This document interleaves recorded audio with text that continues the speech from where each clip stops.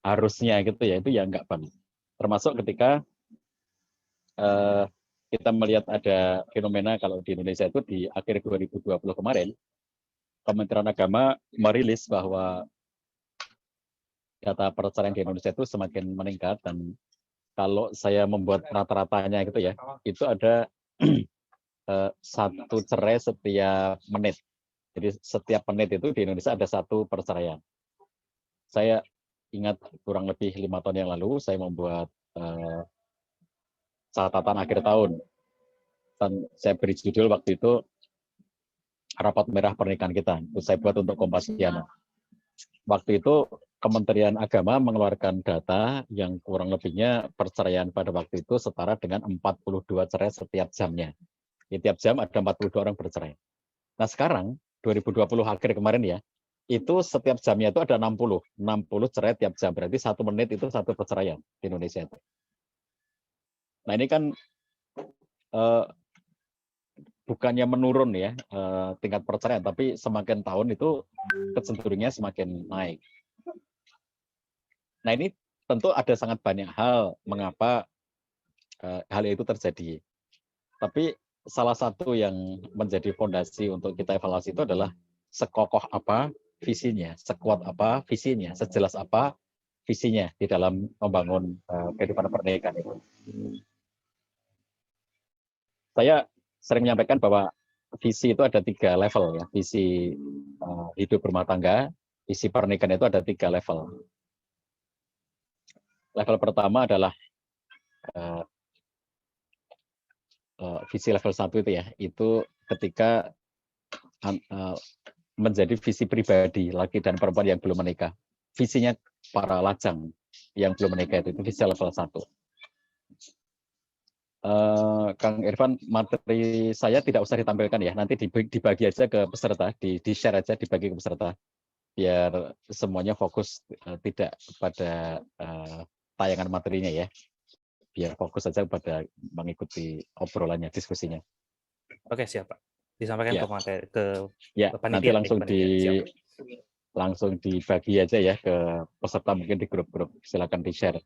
Dan teman-teman peserta boleh memilikinya, boleh menggunakannya, silakan ya, kalau mau dipakai, silakan, mau digunakan, maka jadi persilakan. Nah, sahabat sekalian, kembali, visi level 1 itu visinya lajang, visinya bujang. Seorang ikhwan yang belum menikah, seorang akhwat yang belum menikah, lalu kemudian mereka itu sudah punya gambaran, aku nanti pengen kehidupan yang seperti apa, hidup rumah tangganya seperti apa, pernikahan yang didamkan seperti apa, pasangan yang diinginkan seperti apa, gitu ya. Itu visi ketika mereka masih lajang, belum menikah.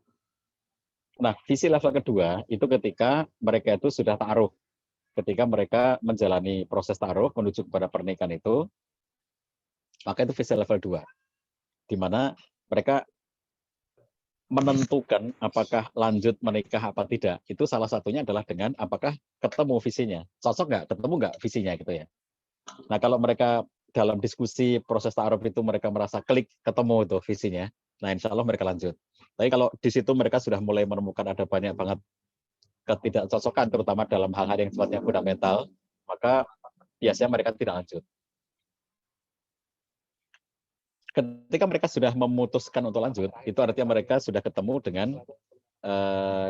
dengan kliknya gitu ya, bahwa di dalam proses ta'aruf itu mereka menemukan banyak kecocokan dan akhirnya mereka bisa lanjut.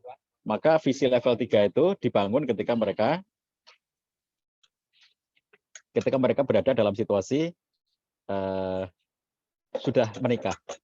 Jadi begitu sudah menikah itu mereka sudah real hidup berumah tangga secara real. Kalau waktu ta'aruf itu kan baru membayangkan gitu ya, nanti kalau kita menikah begini. Nah setelah menikah itu mereka sudah real menghadapi hari-hari di dalam kehidupan rumah tangga mereka. Disinilah kemudian mereka juga perlu untuk membangun sebuah komitmen yang lebih jelas gitu ya. Kita hidup berumah tangga mau ngapain, itu ini visi level ketiga. Nah maka kalau kita sudah punya visi itu, maka di dalam proses perjalanan kehidupan berumah tangga nantinya itu menjadi salah satu panduan, menjadi salah satu apa yang kita raih gitu, apa yang ingin kita upayakan gitu ya. Nah, sahabat sekalian, sebetulnya kalau kita sebagai seorang muslim itu, visi itu sesuatu yang sudah sangat jelas. Karena Islam itu memberikan kepada kita guidance, memberikan kepada kita panduan gitu ya. Bahwa hidup ini bukan sesuatu yang istilahnya itu suka-suka lo gitu ya. Bahwa dalam kehidupan ini kita membuat kehidupan sehari-hari kita, entah dalam konteks pribadi atau dalam konteks pekerjaan atau dalam konteks termasuk juga dalam rumah tangga gitu ya. Ini bukan terserah lo mau apa, bukan begitu. Nah, kalau dalam Islam sebetulnya visi hidup kita itu sudah sangat jelas, bahwa keseluruhan kehidupan kita gitu ya, itu nanti ujungnya adalah bagaimana agar kita bisa mendapatkan kehidupan yang baik dunia dan akhirat kita. Kalau dalam doa kita mengatakan Robbana atina fid dunya hasanah wa fil akhirati hasanah wa qina adzabannar, itu sebetulnya menjadi satu visi bahwa apa yang Anda inginkan dalam hidup, apa yang kita inginkan dalam hidup. Yang kita inginkan dalam hidup adalah kita fid dunya hasanah, kemudian fil akhirati hasanah. Di dunia kita mendapat kebaikan, di akhirat kita mendapatkan kebaikan, dan kita terselamatkan dari api neraka. Kita semuanya sebagai satu keluarga terselamatkan dari api neraka. Kalau Allah perintahkan kepada kita, ya ayyuhalladzina amanu qu anfusakum wa ahlikum naro, wahai orang-orang yang beriman, jaga dirimu dan keluargamu dari api neraka. Maka ini related ketika kita mengatakan Robbana atina fid dunya hasanah wa fil akhirati hasanah wa qina adzabannar. Jadi ini sebagai satu visi, kita ingin membawa semua anggota keluarga itu menuju kepada ridhonya Allah SWT, menuju kepada surganya Allah SWT, menuju kepada fid dunya hasanah, fil akhirati hasanah. Hidup di dunia yang baik, hidup di akhirat yang juga nanti baik. Allah SWT menyatakan bahwa orang-orang yang beriman dengan seluruh anggota keluarganya itu kelak dikumpulkan oleh Allah SWT di surga dengan derajat yang sama. A'udzubillahi minasyaitonirrajim. Walladzina amanu wattaba'tum dzurriyyatum biimanin alhaqna bihim dzurriyyatahum wa ma alatnahum min amalihim min syai'. Kullu mri'in bima kasabat rahin. Surat At-Tur ayat ke-21. Dalam ayat itu Allah SWT menyatakan orang-orang yang beriman, waladina amanu, orang-orang yang beriman, wattaba'tum dzurriyyatum biimanin, dan orang-orang yang mengikuti mereka dalam keimanan, alhaqna bihim dzurriyyatahum, kami kumpulkan mereka itu dengan anak turun mereka. Wa ma alatnahum min amalihim min syai'. Dan kami tidak mengurangi sedikit pun pahala amal mereka itu. Makanya dalam kitab tafsir Ibnu Katsir dijelaskan makna ayat ini adalah bahwa kalau Allah SWT itu memasukkan orang-orang beriman dengan semua anggota keluarganya yang beriman itu ke dalam surga yang levelnya itu tertinggi yang berhasil dicapai oleh salah satu dari anggota keluarga itu. Karena Allah pengen mengumpulkan semuanya kalau levelnya mereka berbeda-beda nggak bisa ngumpul. Padahal Allah menyatakan alhaqna bihim, kami kumpulkan mereka dengan anak turun mereka itu. Jadi di surga dikumpulkan. Nggak mungkin bisa ngumpul itu ya, kalau level surganya nggak sama. Yang satunya di atas, satu di tengah, satu di bawah, nggak mungkin ngumpul kan. Allah pengen membahagiakan mereka itu dengan mengumpulkan mereka. Caranya biar bisa kumpul berarti levelnya harus sama. Sekarang masalahnya ketika anggota keluarga itu ya, ada yang soleh banget gitu ya, sehingga surganya tinggi, ada yang sedang-sedang saja, surganya sedang, ada yang tidak terlalu soleh misalnya gitu ya. Ya level kesolehannya di level yang paling rendah dalam keluarga itu. Surga juga, tetapi di bawah gitu. Lalu terus kan nggak bisa ngumpul tuh, karena satu di atas, satu tengah, satu di bawah gitu ya. Suami, istri, anak-anak di level-level yang berbeda. Padahal Allah pengen mengumpulkan mereka. Lalu bagaimana caranya? Kalau dalam satu keluarga itu ternyata ada banyak level seperti itu. Nah, apakah dikumpulkan di tengah-tengah ya, supaya adil nih, ada yang paling tinggi, ada yang paling rendah, ditaruh di tengah-tengah? Enggak, ternyata tidak begitu. Kenapa? Karena Allah menjanjikan wa ma alatnahum min amalihim min syai', kami tidak mengurangi sedikit pun pahala amal mereka. Jadi kalau ada yang diturunkan, berarti Allah mengurangi pahala orang yang beramal baik itu. Padahal Allah berjanji nggak akan mengurangi sedikit pun. Makanya caranya adalah Allah memberikan rahmat kepada anggota keluarga yang surganya di bawah atau di tengah itu ya, untuk naik ke atas. Dengan rahmatnya Allah memasukkan kita semuanya ke surga yang tertinggi. Maka Nabi SAW itu ketika menyatakan pada kita tentang surga ini ya, beliau mengatakan fa'idza saltumullah fas'alul firdaus fa'innahu awsatul jannah wa alal jannah. Kalau kamu minta pada Allah itu mintalah surga firdaus. Kenapa? Karena surga firdaus itu adalah ausatul jannah. Ausat itu tengah. Tengah itu yang paling utama. Jadi bukan pinggiran ya, bukan pinggiran-pinggiran, tapi di tengah-tengahnya. Ausatul jannah wa a'lal jannah, yang paling tinggi. Jadi kalau surga berlevel-level, maka level tertingginya itu adalah surga Firdaus, dan Firdaus itu terletak di tengah-tengahnya itu. Itu surga yang sudah paling tinggi dan tidak ada lagi yang lebih tinggi daripada itu. Ya, Nabi tidak menyatakan pada kita, ya kamu itu tahu diri kalau minta surga yang sedang aja atau yang rendah-rendah aja. Tidak begitu. Jadi kita kalau minta pada Allah itu, ya Allah yang penting surga di bawah aja nggak apa-apa, nggak boleh begitu. Ya emper aja nggak apa-apa. Kalau di emperan nggak boleh, di teras di halaman depan juga nggak apa-apa gitu. Nggak boleh begitu. Tapi Nabi mengatakan faida sa'altumullah fas'aluhul firdaus. Kalau minta pada Allah itu mintalah surga Firdaus. Fa'inahu awsatul jannah wa alal jannah. Pengennya kita itu ya, itu yang namanya visi itu, membawa keluarga kita itu kalau Rabbana atina fid dunya hasanah, di surga kita mendapat kebaikan, wa fil akhirati hasanah, di akhirat kita juga mendapatkan kebaikan, wa qina adzabannar, dan nggak sempat mampir ke neraka ya. Jadi pengennya kita itu nggak usah mampir di neraka, satupun anggota keluarga kita itu semuanya langsung ke surganya Allah Subhanahu wa taala. Itu visi yang sangat besar, dan yang dimaksud dengan fid dunya hasanah wa fil akhirati hasanah itu, kalau di akhiratnya nanti itu surga yang di maunya Nabi SAW itu mengarahkan pada kita itu surga Firdaus, itu surga tertinggi. Kenapa kita disuruh minta yang tertinggi? Karena Islam itu mencetak kita semuanya untuk memiliki mentalitas yang tinggi. Dalam kehidupan sehari-hari itu ya, kita sudah dicetak untuk menjadi mentalitas yang tinggi. Wala tahinu, wala tahzanu, wa antumul a'launa in kuntum mu'minin. Wala tahinu, kamu jangan merasa rendah gitu, jangan merasa kamu itu hina gitu ya. Wala tahzanu, dan jangan cemas, jangan sedih, jangan gelisah. Kenapa? Wa antumul a'laun, kalian itu tinggi. Kalau apa? In kuntum mu'minin, kalau kalian itu benar-benar beriman. Jadi sebagai hamba yang beriman itu, kita sudah dicetak mentalitas kita ya oleh Allah SWT untuk memiliki mentalitas yang tinggi. Kita nggak boleh berputus asa. Kalau Allah SWT menyatakan pada kita agar kita itu selalu memiliki mentalitas yang selalu tinggi gitu ya, itu dengan persyaratan keimanan itu, kita tidak diperbolehkan untuk memiliki sikap-sikap yang lemah. Ya, kalau Nabi SAW menyatakan al-mu'minul qawiyyu khairun wa habu ilallah minal mu'mini dhaif wa fi kullin khair. Jadi ada dua kondisi, mukmin yang kuat dan mukmin yang lemah gitu kan. Tapi Nabi mengatakan mukmin yang kuat itu lebih baik dan lebih dicintai di sisi Allah SWT daripada mukmin yang lemah. Nah, apa mukmin yang kuat itu? Kalau para ulama mengatakan mukmin yang kuat itu salah satunya adalah memiliki al-himah al-aliyah. Al-himah al-aliyah, memiliki visi yang tinggi, cita-cita yang tinggi. Itu mukmin yang kuat. Jadi mukmin yang selalu punya ambisi-ambisi tentang kebaikan gitu ya, yang tinggi.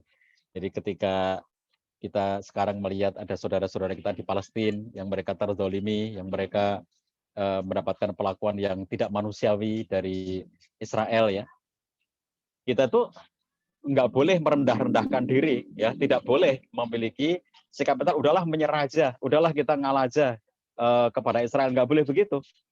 Jadi sebagai sebuah penindasan harus dilawan, sebagai sebuah penjajahan harus dilawan, dan kita sebagai saudara-saudara sesama Muslim gitu ya, kita idastaka udwun, kalau ada salah satu dari anggota tubuh kita itu yang mengalami sakit, maka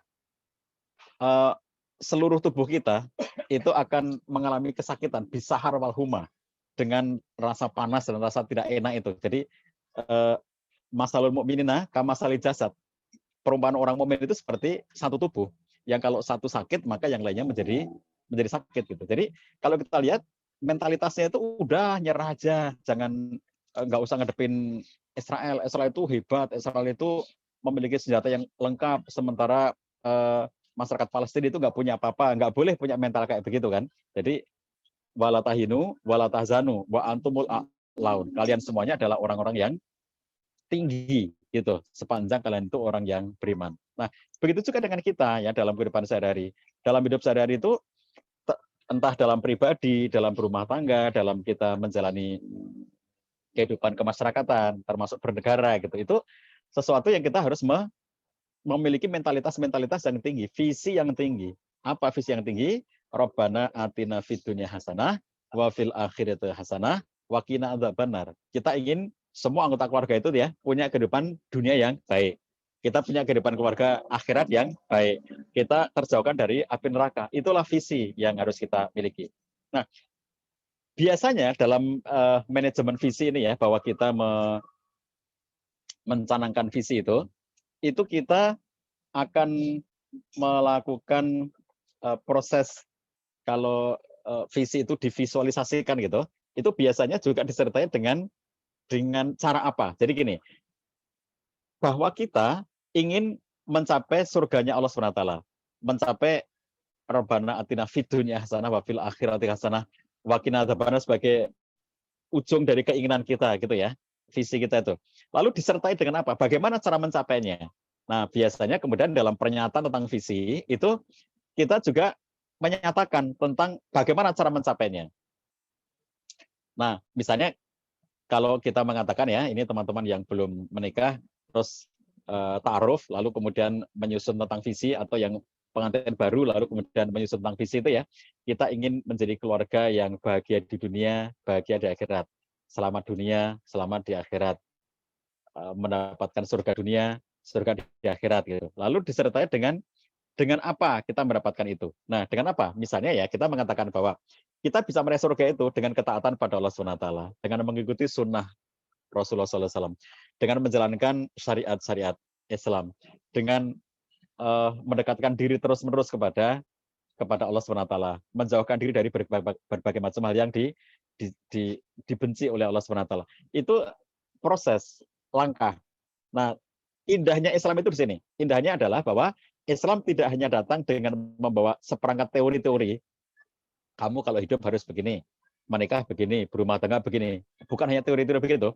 Tapi Islam itu datang kepada kita sekaligus dengan membawa berbagai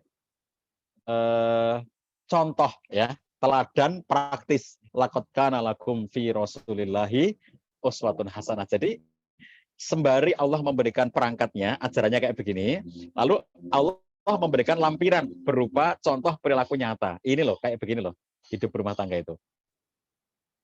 Seperti Nabi SAW melakukannya. Sehingga pada akhirnya kita tidak cuma ngerti teori, ya, tapi kita mengerti bagaimana menjalankannya. Kita tidak hanya punya visi, gitu, misalnya visi yang besar tentang surga, tapi juga kita menjadi mengerti tentang bagaimana kita mencapainya. Kenapa? Karena ada contoh, ada teladan yang nyata, ada sesuatu yang kemudian kita bisa meneladaninya dalam kehidupan kita sehari-hari.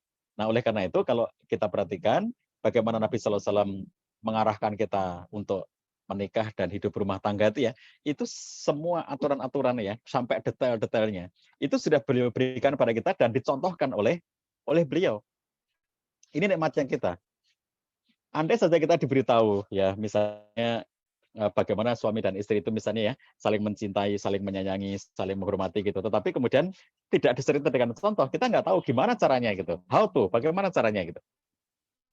Bagaimana cara suami mencintai istrinya, bagaimana cara istri mencintai suaminya. Kita nggak bakal tahu kalau tidak ada contohnya. Nah, dalam Islam itu diberikan contoh. Contoh itu adalah Nabi SAW yang memberikan kepada kita bagaimana beliau hidup bersama dengan keluarganya, hidup dengan para istri beliau, dengan keluarga beliau, dan itu adalah contoh nyata bagi kita semuanya.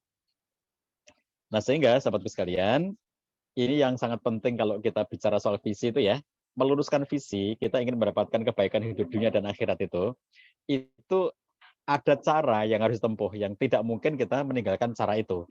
Gak mungkin kita bisa dengan sendirinya bisa dapat surga dunia, surga akhirat. Gak mungkin kita bisa tiba-tiba, atau kalau bahasa Jawanya ujuk-ujuk gitu ya, bahwa ngerti-ngerti kita sudah berada di surganya Allah SWT. Gak mungkin begitu kan, tapi semuanya ada proses yang ditempuh, ada cara-cara yang ditempuhnya. Nah, di antara cara yang ditempuh itu adalah bagaimana kita selalu mencontoh kepada keteladanan Nabi Muhammad SAW. Ini kesadaran yang utuh ya pada kita semuanya.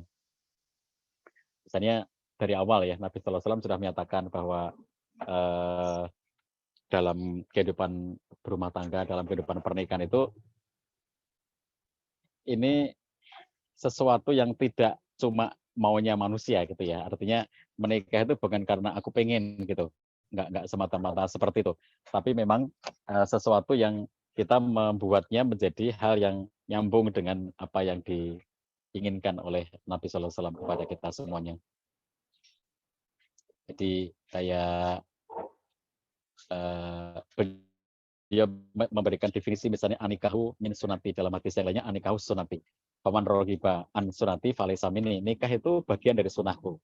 Jadi nikah itu adalah sunnah Nabi Sallallahu Alaihi Wasallam. Artinya kalau dikatakan bahwa menikah itu meneruskan risalah kenabian, itu menunjukkan bahwa menikah itu nggak semata-mata aku mau sama kamu, aku suka sama kamu, kamu suka sama aku cinta sama kamu, kamu cinta sama aku, gitu ya. Nggak semata-mata kayak begitu tuh. Aku nikah karena aku sangat senang dengan kamu dan kamu sangat senang dengan aku, nggak semata-mata kayak begitu. Tetapi pernikahan itu adalah karena sunnah Nabi Sallallahu Alaihi Wasallam dan kita umatnya, kita kemudian ingin mendapatkan sunnah Nabi Sallallahu Alaihi Wasallam itu. Ini kalau kita lihat di dalam kehidupan kita sehari-hari ya, kadang-kadang ada orang jebakannya hanya jebakan-jebakan sesaat, saling jatuh cinta, kemudian sudah tergila-gila satu dengan yang lainnya gitu ya. Aku nggak bisa hidup tanpa kamu gitu. Pokoknya aku harus nikah sama kamu. Itu hanya jebakan-jebakan sesaat karena interaksi ya, entah langsung atau tidak langsung di dunia maya ya, interaksi lewat setting, lewat medsos sampai kemudian menimbulkan pokoknya harus sama kamu gitu. Nah, terlepas dari kesadaran-kesadaran yang bercorak uluhiyah atau ubudiyah bahwa semua yang kita lakukan itu adalah bagian dari ibadah kita kepada Allah Subhanahu wa taala. Makanya wajar ketika orang hanya mengandalkan perasaan sesaat seperti itu ya, maka pernikahannya juga sesaat karena tidak punya pondasi yang kokoh, tidak punya rujukan yang kokoh gitu. Jadi tidak ada sesuatu yang ingin mereka raih dalam kehidupan sehari-hari. Ini yang sering saya sampaikan, atas alasan apa kita bertahan ketika hidup kita di dalam pernikahan itu mengalami satu guncangan. Misalnya saja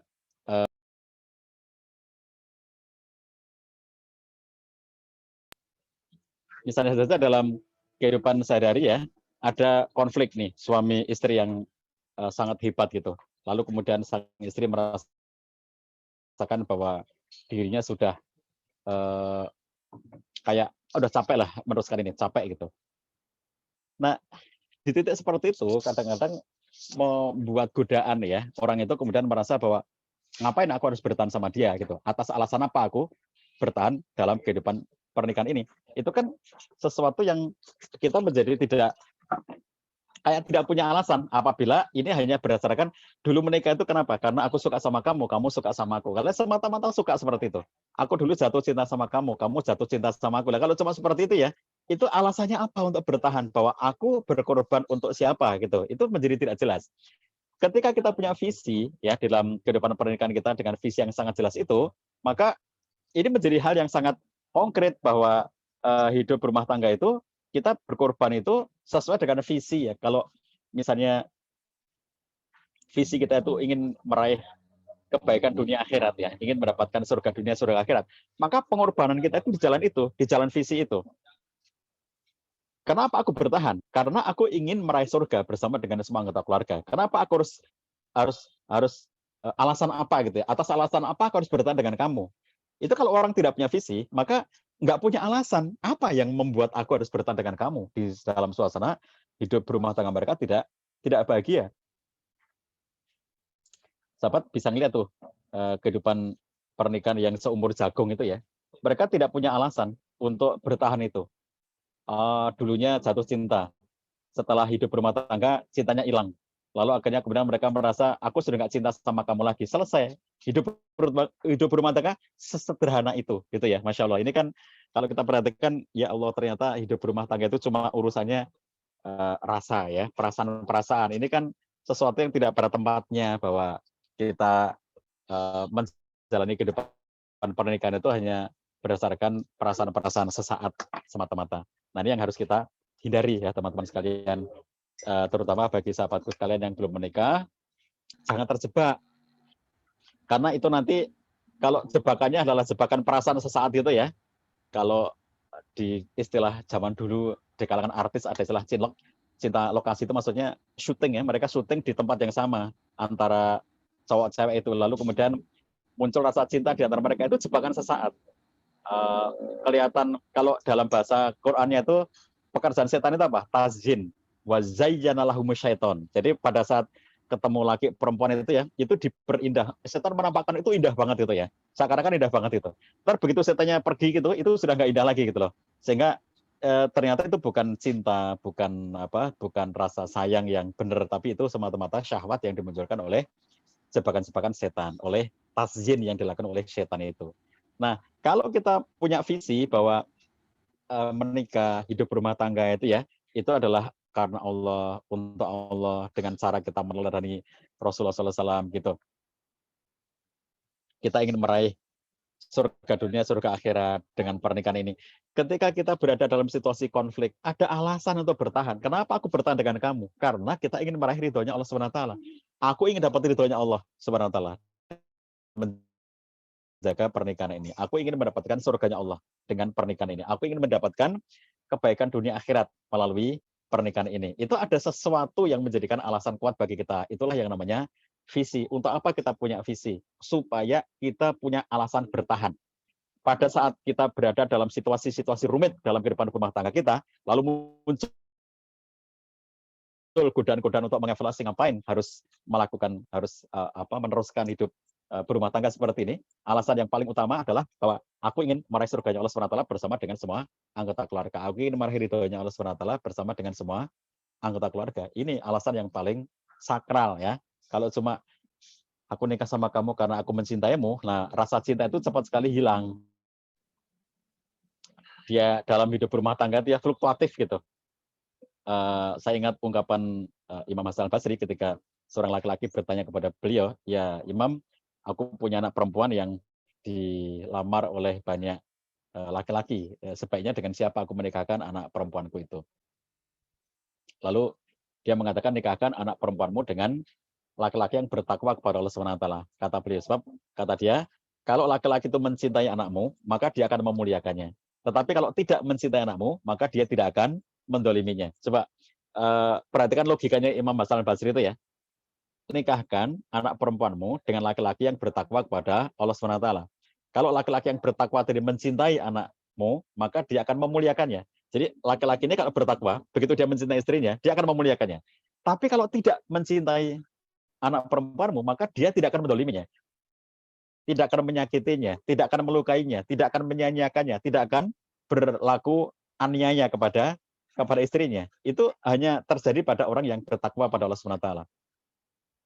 Nah, itu yang tadi nggak terjebak situasi sesaat ya, nggak terjebak casing, nggak terjebak kondisi dan situasi sesaat. Memilih jodoh itu benar-benar dengan pertimbangan-pertimbangan yang sangat sakral ya, pertimbangan-pertimbangan spiritual gitu. Sehingga akhirnya kalau kita lihat orang hidup berumah tangga akhirnya menjadi bisa langgeng karena dia punya ikatan sesuatu yang menyebabkan dirinya itu bertahan ya.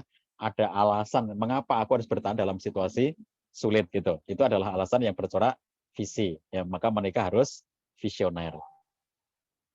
Nah, sahabat sekalian, dalam kaitan dengan visi ini itu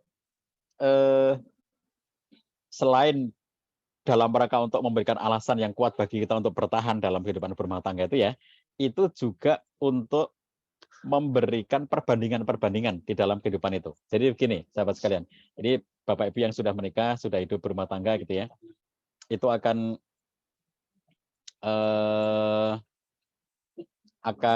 berada dalam satu suasana di mana kalau kita ketemu dengan persoalan-persoalan, kadang hidup berumah tangga itu ya, bukan kadang, tapi pasti akan bertemu dengan masalah, pasti bertemu dengan persoalan-persoalan gitu ya, yang pada kenyataannya seperti tadi di depan telah saya sampaikan, itu banyak merontokkan kehidupan berumah tangga sampai 1 menit 1 perceraian di Indonesia ya, data dari Kementerian Agama.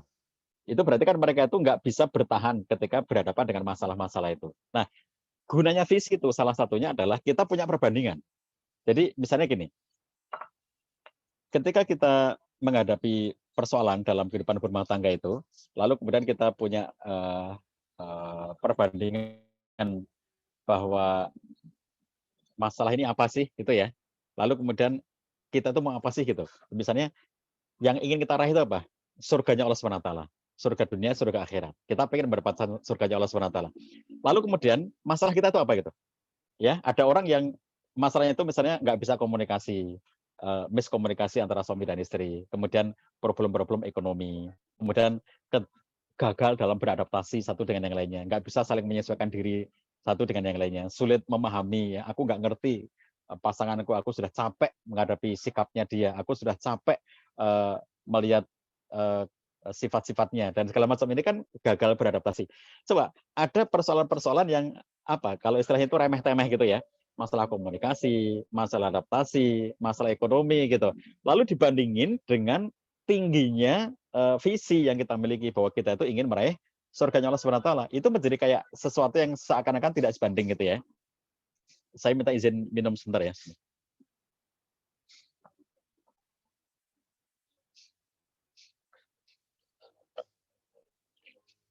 Ayo, jalan.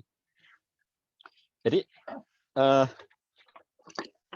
di dalam kita memiliki satu persoalan, ya, kita akan bisa membandingkan dengan apa yang sudah kita nyatakan sebagai visi itu. Jadi pada akhirnya kita tidak akan cepat-cepat bungkus. Maaf sebentar ya.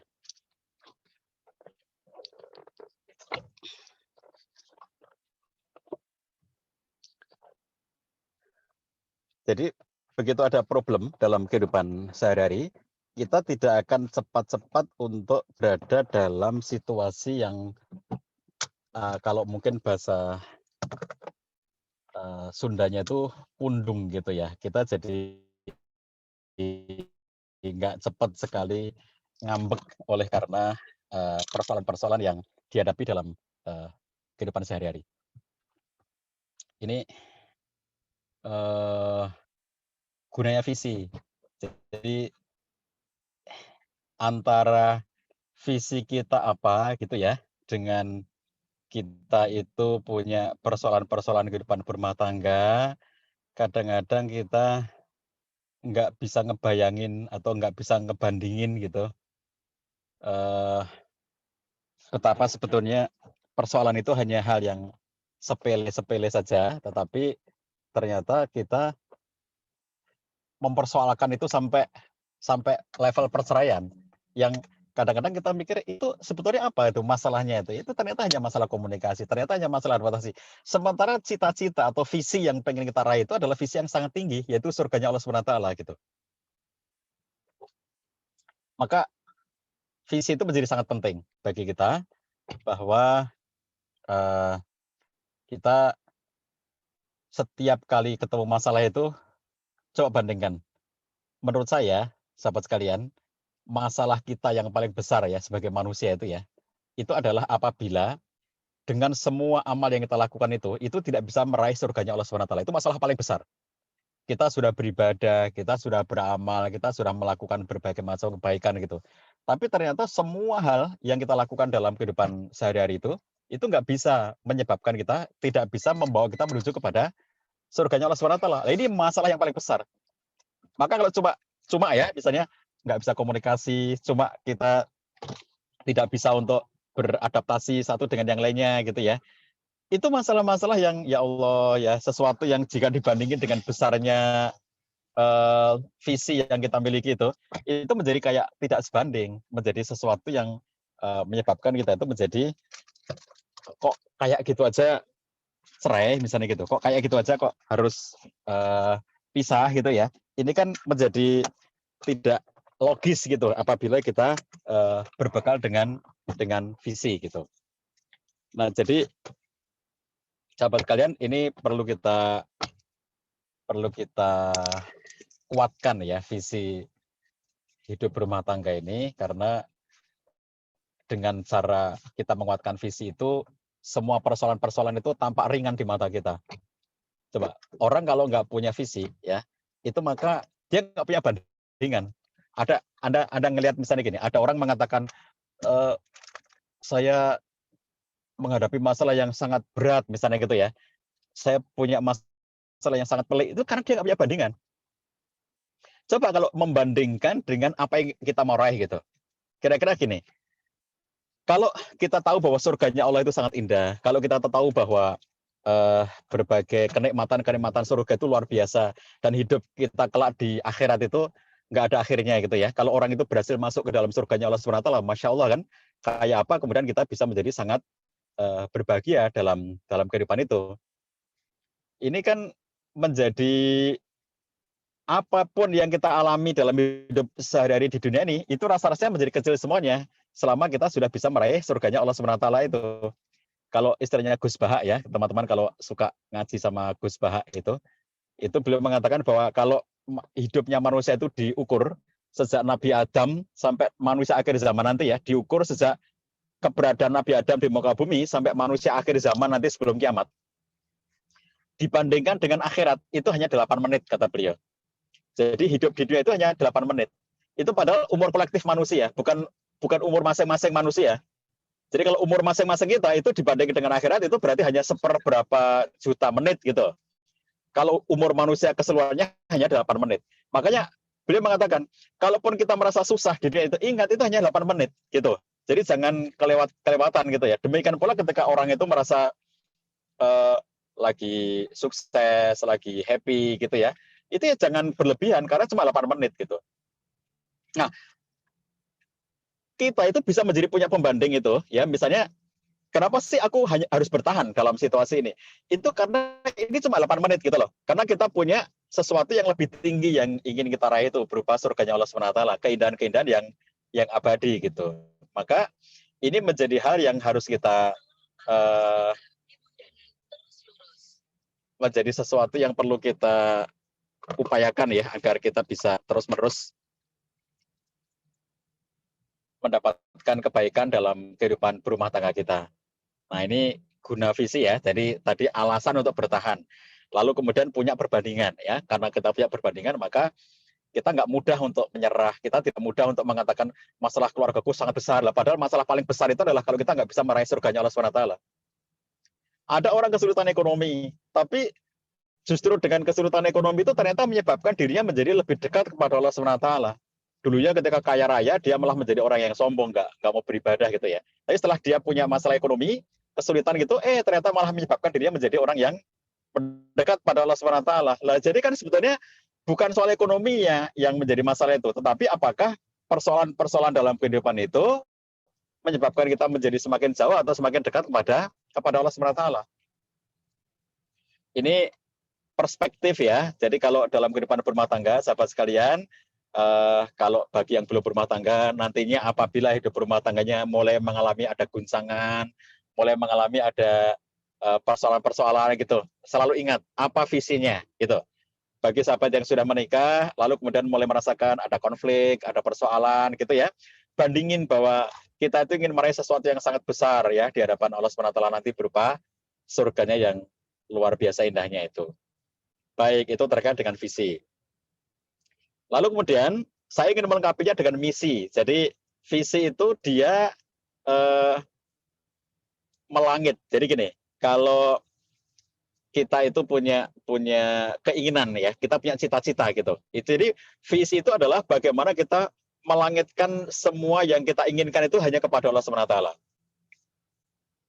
Lah misi itu sebaliknya. Kalau misi itu adalah membumikan.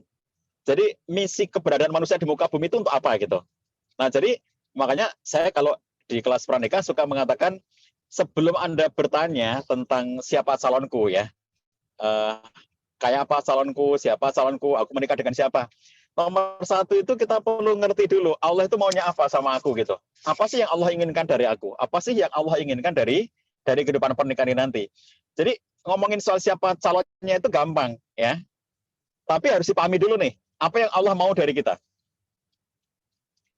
Yang Allah kehendaki dari aku itu apa? Yang Allah kehendaki dari pernikahanku itu apa? Yang Allah kehendaki dari keluarga itu apa gitu? Jadi Allah nomor satu ya. Ini yang terkait dengan aspek misi. Jadi para ulama mengatakan ya misi manusia dalam kehidupan dunia itu ada dua. Yang pertama adalah misi sebagai misi untuk beribadah kepada Allah SWT. Wa ma khalaqtul jinna wal insa illa liya'budun. Kemudian juga wa ma umiru illa liya'budullaha mukhlishina lahuddin hunafa. bahwa keberadaan kita hidup di muka bumi itu untuk memurnikan ketaatan kepada Allah SWT, untuk beribadah kepada Allah SWT. Maka menikah itu ibadah, dan bahkan dikatakan sebagai ibadah yang paling panjang. Sahabat sekalian, kita puasa Ramadan itu 1 bulan ya, 1 bulan puasa Ramadan. Bisa 30 hari, bisa 29 hari. Kalau kita sholat, misalnya sholat duhur gitu ya, itu mungkin 10 menit gitu ya. Jadi kalau sholat itu terbatas waktunya. Sekali sholat mungkin 10 menit. Kalau puasa Ramadan sebulan gitu. Nah, itu ibadah yang terbatas. Haji hanya berapa hari gitu ya, 7 hari atau 9 hari gitu. Nah, sementara kalau menikah, sejak dari akad nikah, itu adalah ibadah sampai akhir hayat kita masing-masing. Makanya menikah adalah ibadah yang paling panjang dalam kehidupan manusia. Karena terus-menerus, semenjak kita akad nikah itu, sampai akhir hayat itu adalah ibadah dalam bentuk menikah, ibadah dalam bentuk aktivitas kerumah tanggaan gitu ya, bersama dengan pasangan. Oleh karena menikah adalah bagian dari ibadah yang sangat panjang, maka ini harus terus-menerus kita kuatkan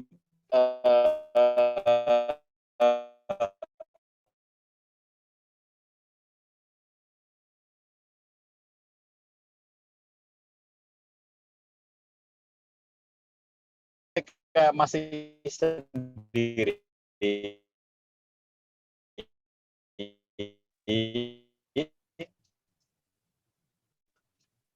Sebelum menikah gitu ya, ibadah yang kita lakukan ibadahnya kaum lajang. Mana ibadah kita semakin banyak jenisnya ya. Jomblo laki-laki senang dengan tarikan yang kuat.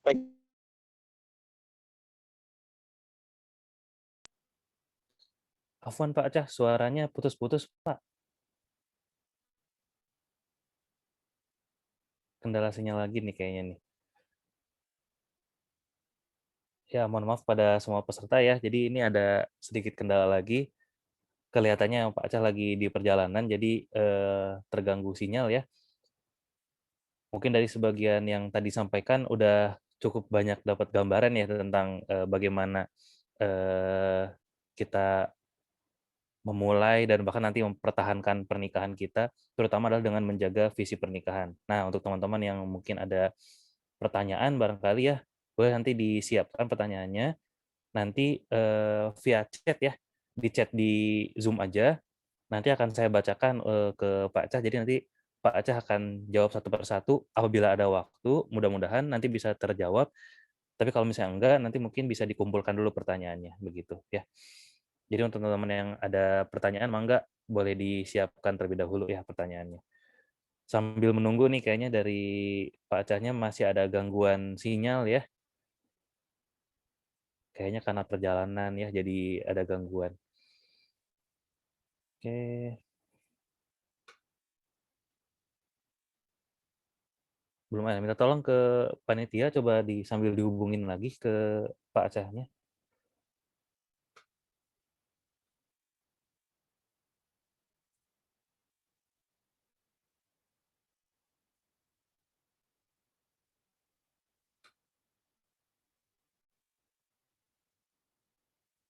Tadi untuk materi yang udah di-share sama Pak Acah, udah dikasih belum ya ke peserta ya? Kalian bisa tuh sambil dibagiin, jadi bahan bacaan juga buat para peserta.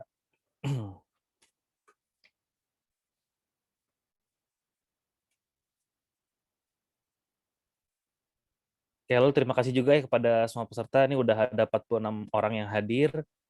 Sudah cukup banyak nih bertambahnya nih. Alhamdulillah ya kepada Kang Teteh bisa ikut hadir pada pertemuan kali ini. Mudah-mudahan bisa sampai akhir ya. Insya Allah kita nanti ada diskusi setelah materi yang disampaikan oleh Pak Acah.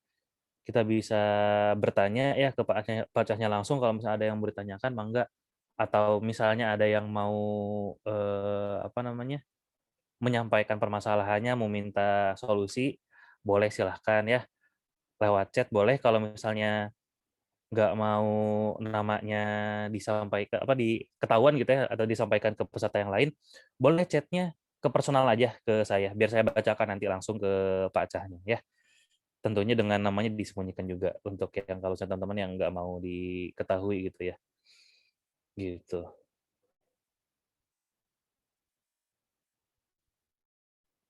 atau dari panitia ya, dari Fitrah, katanya udah disampaikan tuh materinya di grup masing-masing. Mangga sambil dicek boleh ya, sambil dicek. Kalau misalnya nih lagi ada waktu luang ya, mangga sambil dibaca-baca juga boleh. Mudah-mudahan bisa jadi bahan pelajaran kita juga ya, gitu.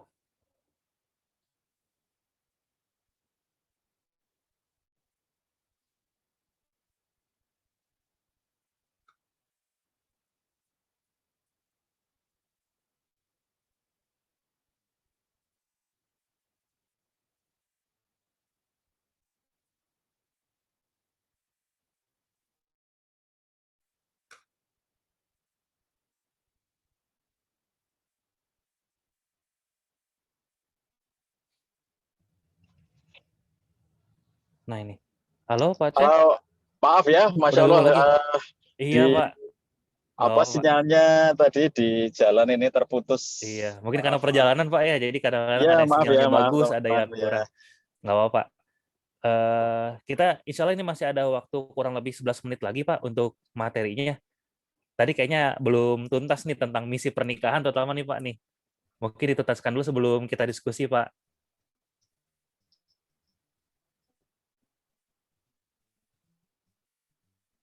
Halo?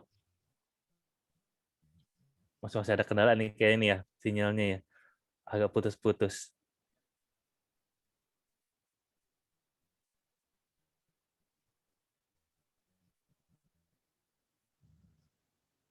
Ya, ya, oke. Baik, sobat sekalian. Jadi, Oke Pak. baik. Tes, baik, sobat sekalian. Beberapa menit lagi ya sebelum kita diskusi. Jadi, kita eh, dalam kehidupan pernikahan itu punya visi yang harus jelas. Karena misinya itu adalah misi untuk ibadah, menjadi misi sebagai hamba Allah, ibadah Allah, di mana dalam hidup rumah tangga itu kita niatkan itu adalah untuk ibadah kita. Semua titik interaksi kita menjadi bagian dari ibadah kepada Allah SWT. Menyebabkan kita semuanya itu menjadi orang yang dalam semua titik interaksi kita itu gitu ya, kepada kita semuanya menjadi orang-orang yang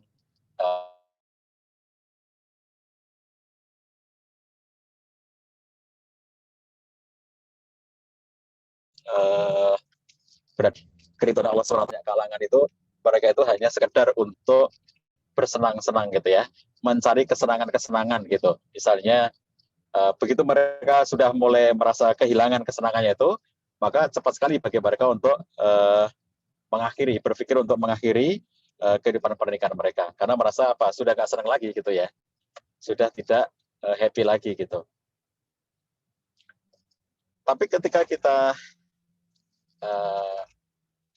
berada dalam satu suasana yang beribadah pada Allah SWT, memurnikan ibadah kita kepada Allah SWT melalui pernikahan dan hidup rumah tangga itu, maka ini menyebabkan kita bisa menjadi orang yang terus-menerus konsisten. Semua titik interaksi kita itu titik interaksi yang berpahala ya, titik interaksi yang itu adalah ibadah kepada Allah SWT. Lalu tadi misi yang kedua adalah misi untuk menjadi khalifah. Ini jailun fil arti khalifah. Melakukan satu proses untuk memakmurkan istilahnya ya, atau kita melakukan upaya untuk membuat kehidupan berumah tangga itu menjadi kehidupan berumah tangga yang produktif gitu. Bagaimana mengelola, memakmurkan alam semesta dalam konteks kita hidup berumah tangga itu, bagaimana caranya agar rumah tangga kita tuh produktif. Saya ingat teori tentang kepemimpinan yang 5 level teori pemimpin itu ya, from good to great. Level 1 itu good, level 5 itu great. Nah, mestinya kita itu menjadi pemimpin yang great itu, pemimpin level 5 kalau dalam kehidupan berumah tangga itu.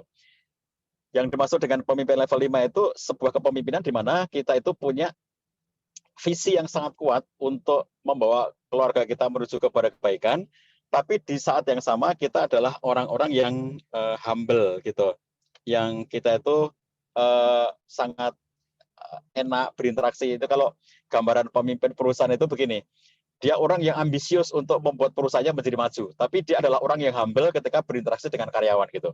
Jadi bukan orang yang sombong, bukan orang yang jaim, bukan orang yang menjaga jarak dengan karyawan gitu ya. Itu pemimpin level 5 di perusahaan. Kalau kita pemimpin level 5 di dalam kehidupan berumah tangga itu, kita punya visi yang tinggi, membawa rumah tangga kita menuju kepada kebahagiaan dunia dan akhirat. Tapi di saat yang sama, kita adalah orang yang bisa dekat dengan semua anggota keluarga, bagian antara suami dan istri yang saling dekat, orang tua dengan anak yang saling dekat, mereka berinteraksi, berkomunikasi dengan nyaman, tidak ada sekat-sekat di antara mereka gitu ya. Ini yang menyebabkan menjadi kebaikan tersendiri di dalam kehidupan sehari-harinya. Nah, mungkin itu yang bisa saya sampaikan sebagai pengantar dalam kesempatan kali ini. Mohon dimaafkan kalau ada ketidaklancaran atau ada kondisi jaringan yang tidak mendukung ya. Bisa kita teruskan dengan diskusi. Maka silakan dieksplorasi teman-teman sekalian, baik yang sudah menikah maupun yang belum menikah, apa yang pengen didiskusikan, apa yang pengen diketahui, pengen diobrolin, maka kita diskusikan bersama-sama. Saya kembalikan kepada Kang Irfan. Assalamualaikum warahmatullahi wabarakatuh. Waalaikumsalam warahmatullahi wabarakatuh.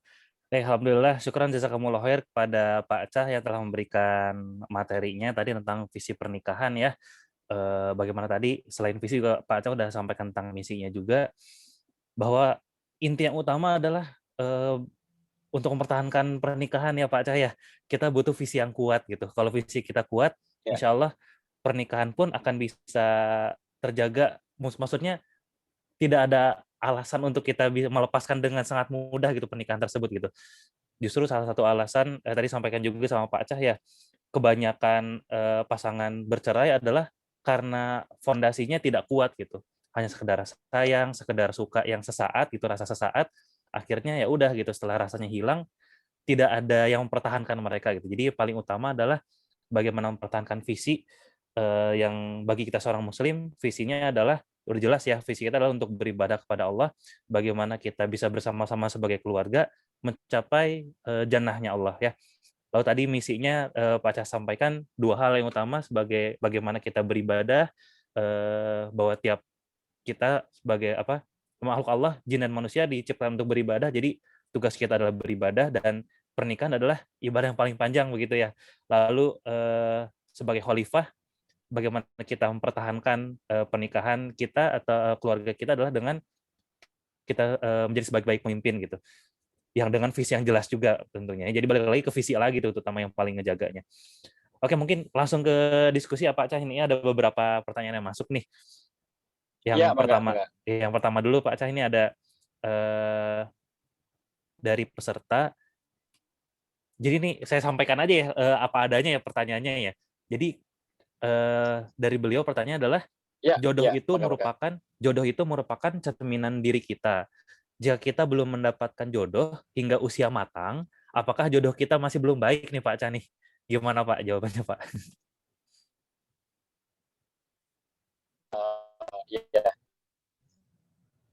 Yang jelas jodoh itu merupakan rahasianya Allah SWT. Wa min ayatihi, di antara tanda-tanda kebesaran Allah, ayat-ayat Allah itu adalah jodoh ya. Wa min ayatihi an khalaqalakum min anfusikum azwaja. Allah menciptakan dari diri kita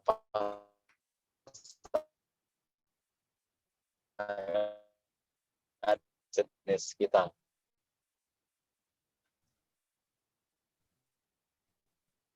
Mohon maaf Pak Cah, agak putus-putus sedikit Pak Cah. Sebentar Pak. Kalau dikatakan cermin itu mungkin hanya soal penggambaran ya, karena kita melihat di dalam sejarah ya bukan cermin ya, karena berkebalik, jadi kita tidak bisa menyimpulkan bahwa pasangan kita itu adalah cermin dalam artian yang hakiki. Tapi kalau dikatakan cermin dalam konteks itu permisalan, baik-baik sahabat sekalian, jadi kalau dikatakan cermin itu ya, itu bukan cermin dalam artian yang hakiki ya. Jadi kalau dikatakan cermin dalam pengertian yang hakiki itu kan seakan-akan pasangan kita itu persis seperti apa Fir'aun, itu kalau dengan istrinya Asia itu bukan cermin. Nuh Nabi Lut itu dengan istrinya itu tidak beriman gitu. Nah ini bukan cermin. Jadi kalau dikatakan pasangan kita itu cermin itu hanya istilah metafora, bukan dalam artian sebenarnya gitu. Realitasnya tidak selalu seperti itu. Kita paling tidak mendapatkan contoh gambaran itu yang sangat ekstrim adalah kisah tentang Fir'aun dan Asia, juga kisah tentang Nabi Nuh dan Nabi Lot. Itu kisah yang diabadikan untuk ada situasi yang tidak seperti itu. Tetapi Quran menyatakan pada demikian pula al-khabisuna lil khabisat. Jadi para ulama misalnya Syekh Mutawali Asy'arawi mengatakan bahwa ayat ini itu tidak memiliki makna sebagai sebuah kepastian bahwa pasti orang laki-laki baik itu istrinya orang perempuan yang baik. Bukan kepastian. Jadi tapi itu adalah khobar yang digunakan upayakan. Jadi bagaimana ayat itu meminta, kata Syekh Mutawalli Sya'rawi, agar kita itu mengupayakan kalau kamu ingin dapat laki-laki yang baik, maka jadi dirimu sebagai perempuan yang baik. Kalau kamu ingin dapat perempuan yang baik, maka jadikan dirimu sebagai perempuan yang baik. Itu adalah usaha. Jadi bukan statement untuk menyatakan pasti begitu, tidak. Tapi khobar untuk menyatakan tentang kesungguhan usaha. Kalau kita ingin mendapatkan jodoh yang baik, maka dijadikan dirimu sebagai seseorang yang baik. Nah, bagaimana dengan orang yang belum mendapatkan jodoh pada umurnya ya, yang sudah lanjut dalam artian sudah lebih daripada teman-teman yang lainnya, mungkin yang belum ketemu jodohnya. Nah, tentu ini juga perlu kita evaluasi personal gitu, tapi juga dari segi kolektif. Contoh kalau personal misalnya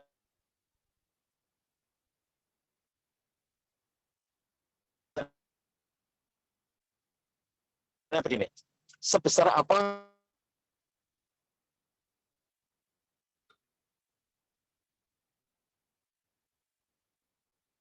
kesungguhan kita untuk mengupayakan jodoh itu? Karena kadang-kadang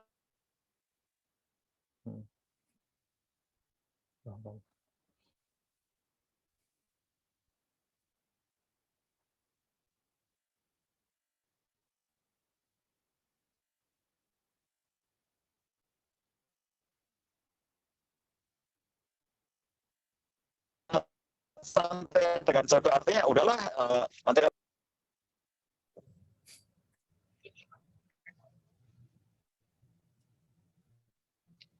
maaf ya sekalian Iya Pak. ya, mohon maaf karena lagi di perjalanan, maaf. Baik, saya teruskan. Jadi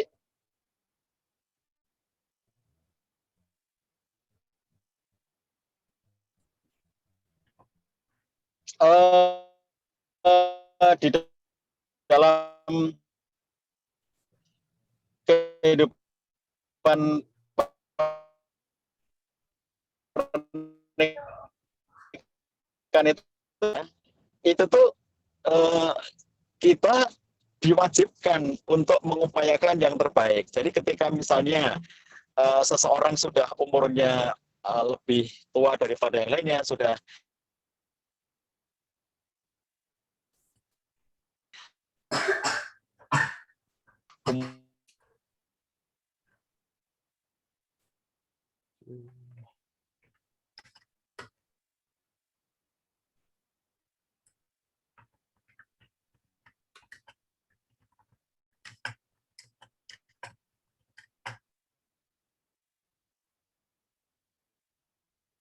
Masih tersambung nggak ya dengan Pak Cahnya nih? Halo Pak?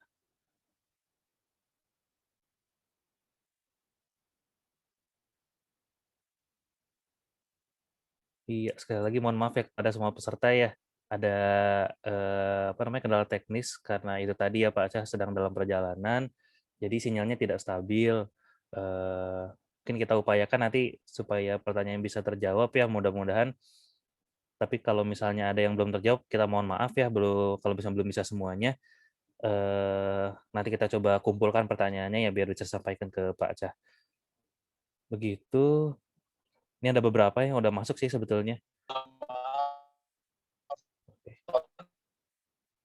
Masih banyak Iya gimana introvert Pak Aceh? ya. Maaf. Iya Pak. Catatan bahwa seorang wanita muslimah kalau kemudian dia tidak melakukan upaya itu, lalu kemudian dia misalnya ya hanya menunggu saja, itu kan berarti di mana letak letak usahanya gitu. Kalau di zaman Nabi pada waktu itu usahanya itu dilakukan bukan hanya oleh dia sendiri, tetapi misalnya orang tuanya. Kita ingat misalnya bagaimana Umar bin Khattab mengupayakan jodoh bagi anaknya. Itu kelihatan banget. Umar datang kepada Abu Bakar, lalu dia mengatakan, ya Abu Bakar, maukah kamu menikahi anakku, Hafsah? Hafsah waktu itu suaminya meninggal dunia dalam satu peperangan. Lalu janda, dan Umar mengupayakan bagaimana agar anaknya itu mendapatkan jodoh. Ini contoh upaya sistemik kalau tadi saya katakan ya. Ada usaha yang sifatnya individual, masing-masing orang bisa mengupayakannya, dan kemudian ada usaha yang dilakukan secara kolektif, secara sistem, atau dilakukan oleh orang lain. Dalam hal ini misalnya Umar itu mencarikan jodoh bagi anaknya, datang kepada Abu Bakar.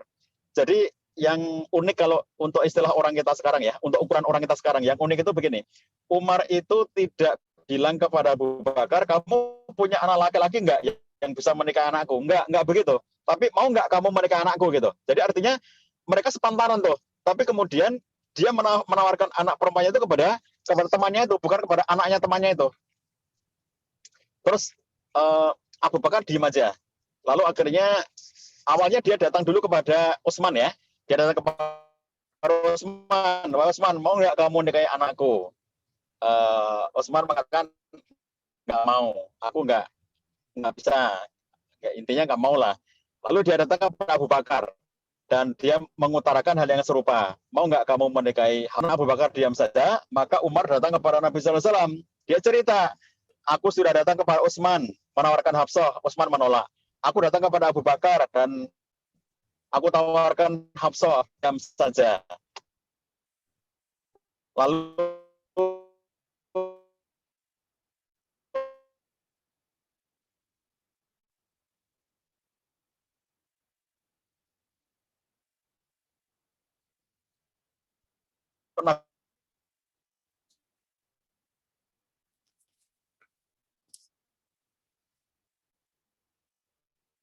kan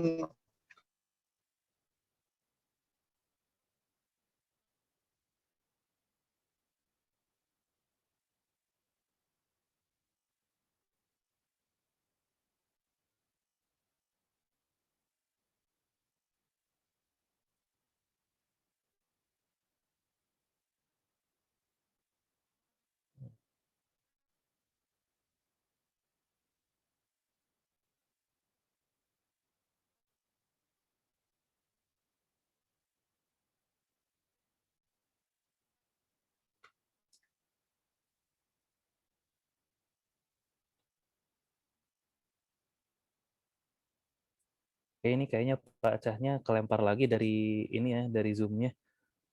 Boleh minta tolong ke panitia lagi supaya dihubungin lagi Pak Acehnya.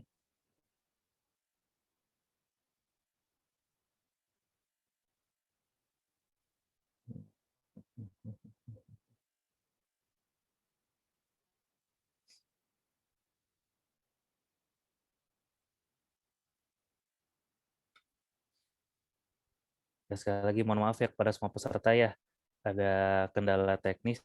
Jadi ini bahkan pertanyaan pun banyak yang masuk sebetulnya, tapi kayaknya kita nggak bisa semua. Jadi mohon maaf walaupun kalau misalnya nanti nggak semua kejawab pertanyaannya ya. Kita coba nanti sampaikan ke Pak Cahnya ya.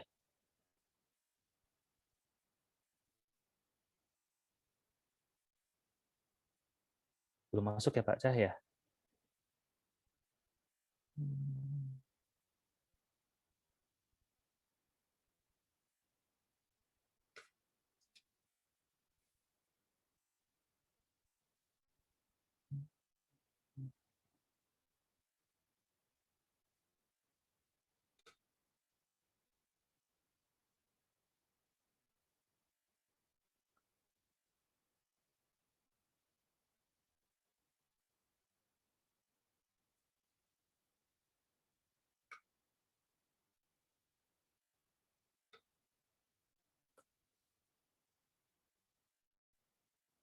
Ya, mohon maaf ya, ini sedang dicoba dihubungi kembali ke Pak Cahnya. Mudah-mudahan masih bisa connect ya.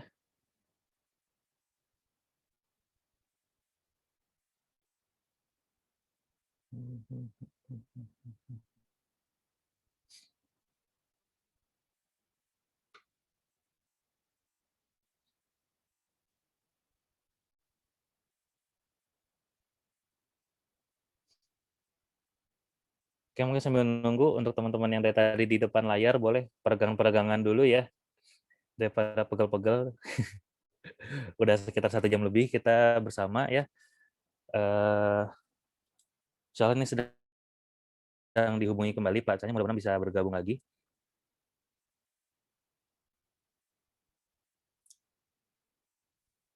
Oke.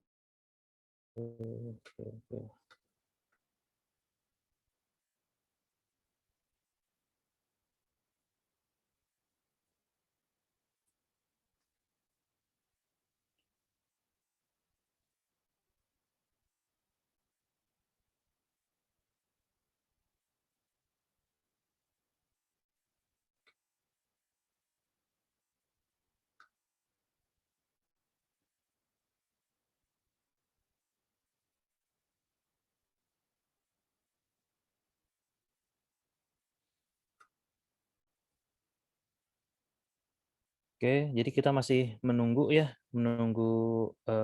nah ini dari Pak Cah.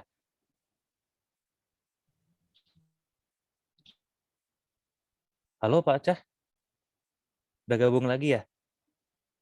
Mungkin videonya aja Pak, bisa dimatikan saja Pak, biar koneksinya fokus ke Kang Irfan? suaranya. Iya Pak. Halo Kang Irfan? Halo Pak, iya Saya Pak. Nah ya, videonya dimatikan saja nggak apa-apa Pak, supaya sinyalnya fokus ke suara. Gimana Pak? ya, eh, ya dikirim monitor ya semua Pak ya. Ini karena terkendala sinyal.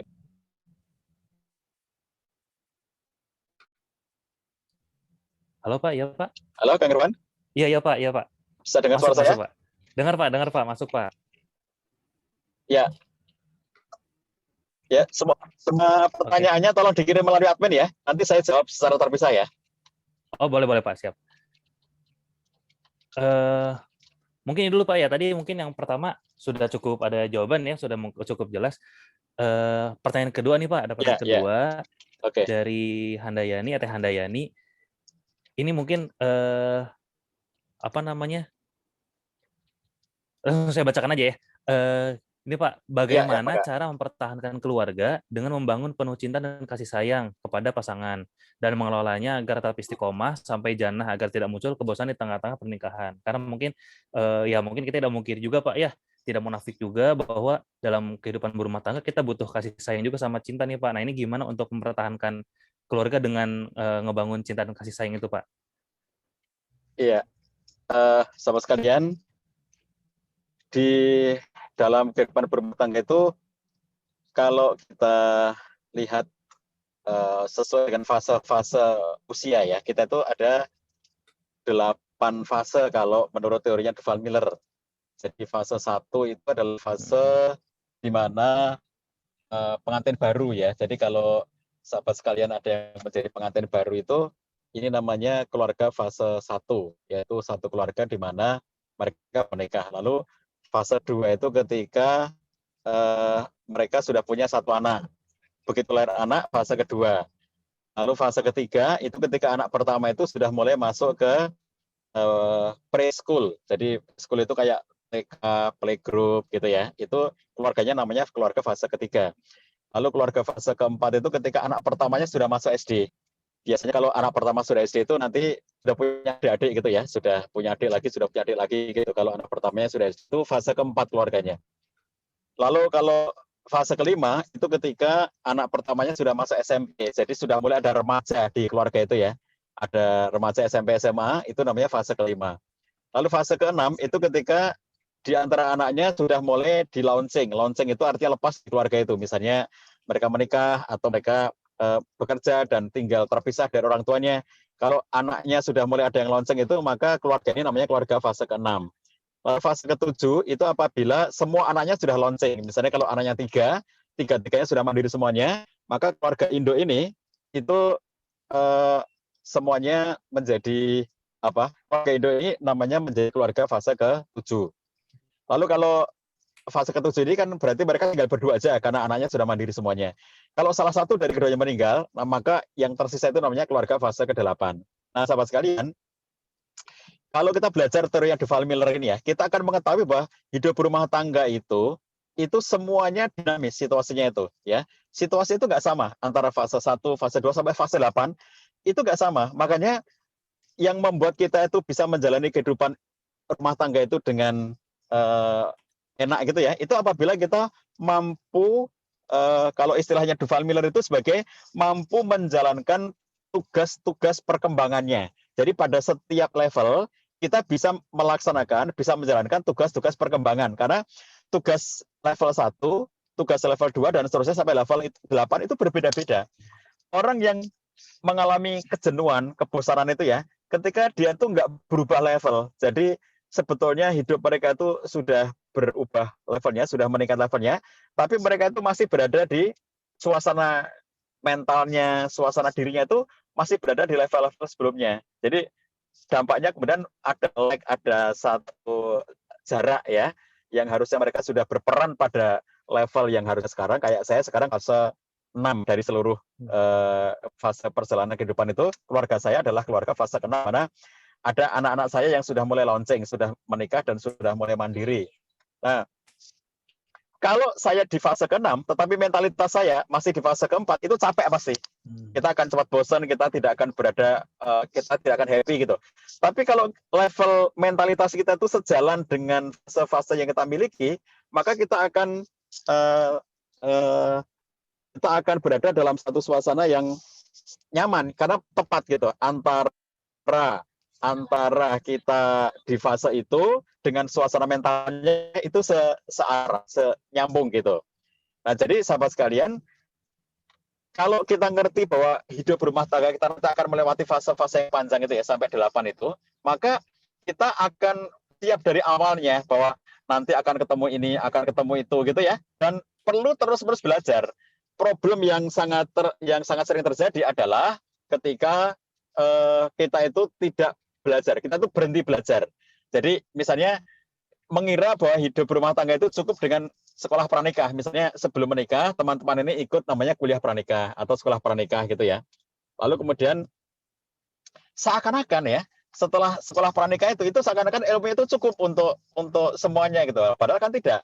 Sekolah pranikah itu kalau ini bagi teman-teman yang belum menikah dan ikut acara kita kali ini ya, itu ilmu yang sekarang sedang dipelajari itu hanya cukup untuk melewati fase 1. Fase 1 dari 8 fase.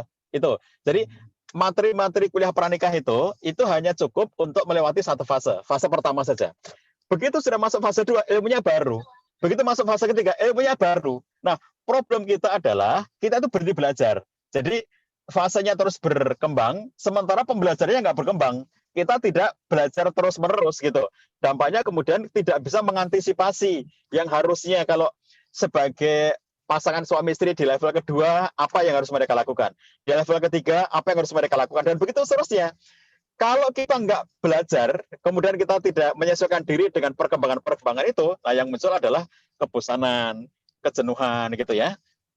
Suasana-suasana yang bahkan kadang-kadang merasa capek gitu karena tidak mengerti ada tuntutan-tuntutan perubahan pada fase itu. Jadi kalau saran saya, sahabat sekalian, terus-menerus belajar ya, untuk agar secara mentalitas, secara ilmu, secara kesiapan, kita itu bisa berada dalam fase yang tepat antara situasi diri kita, ilmu kita, mentalitas kita, dengan fase kehidupan kita itu sejalan.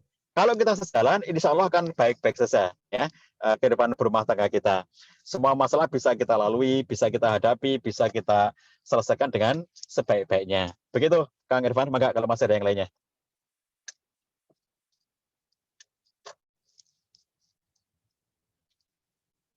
Suaranya masih mute, Kang Irfan.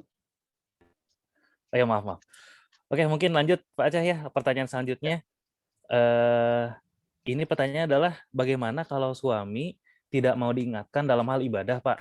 Karena menurut suami ibadah itu adalah kesadaran pribadi, jadi suami tidak mau melakukan apa yang misalnya istrinya minta sholat duha atau ibadah sunnah lainnya. Nah, jadi tidak mau melakukan ibadah karena istri gitu. Bagaimana sikap istri menghadapi hal tersebut gitu? Kalau ibadah makhluk Ya, alhamdulillah katanya lancar, cuman yang sunnah katanya ini sesuai kesadaran pribadi gitu kata suaminya. Gimana nih, Pak? ya. Jadi sahabat sekalian, pahamilah psikologinya laki-laki dan perempuan, ya. Pahami psikologinya. Jadi bagaimana psikologinya? Begini,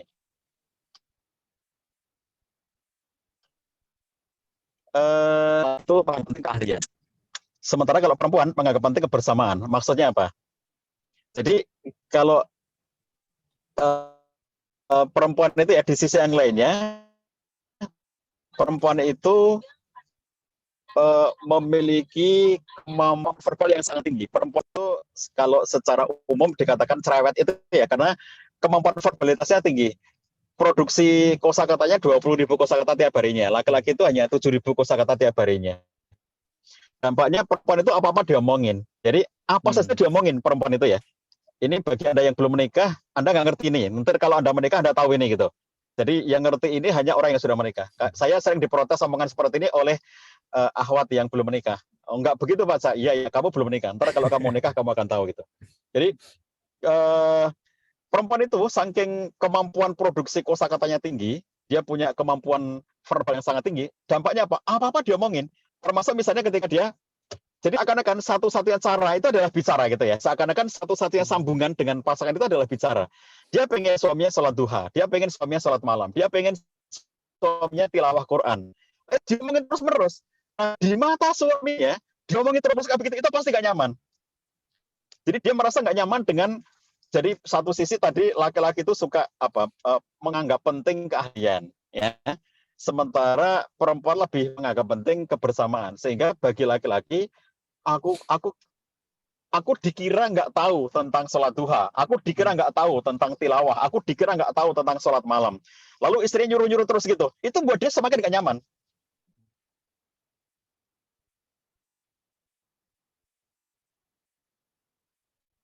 Dan dia merasa bahwa kalau aku ngikuti istri karena aku disuruh-suruh istrinya gitu. Nah jadi kadang-kadang muncul ini sebetulnya ya kalau Anda pahami kondisinya itu bukan soal bahwa suaminya nggak mau ibadah, bukan soal itu, bukan soal suaminya itu dia menganggap bahwa apa alasannya tadi ya bahwa ibadah itu persoalan pribadi yang harus dijalankan dengan penuh kesadaran.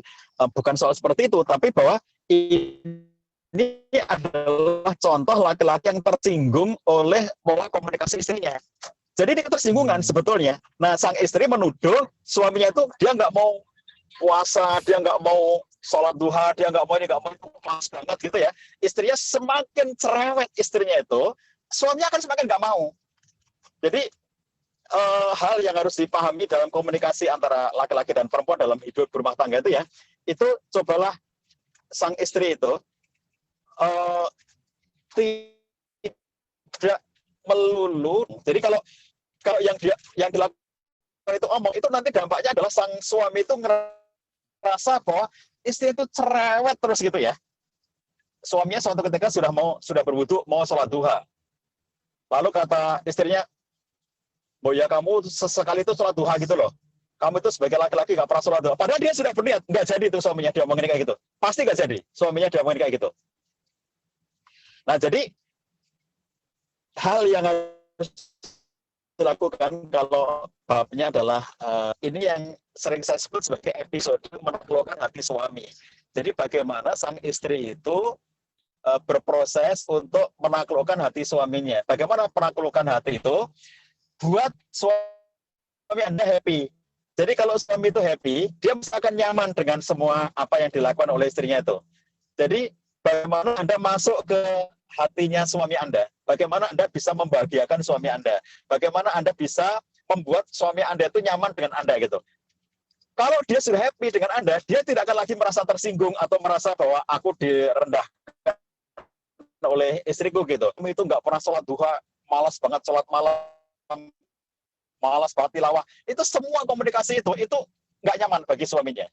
Tapi kalau suami Anda happy, maka kemudian, ayo Bang, kita sholat duha bareng-bareng yuk, seumur hidup kita nikah ini kita belum pernah sholat duha bareng-bareng. Coba sesekali waktu Anda, tapi buat dulu dia bahagia, buat dulu dia happy gitu.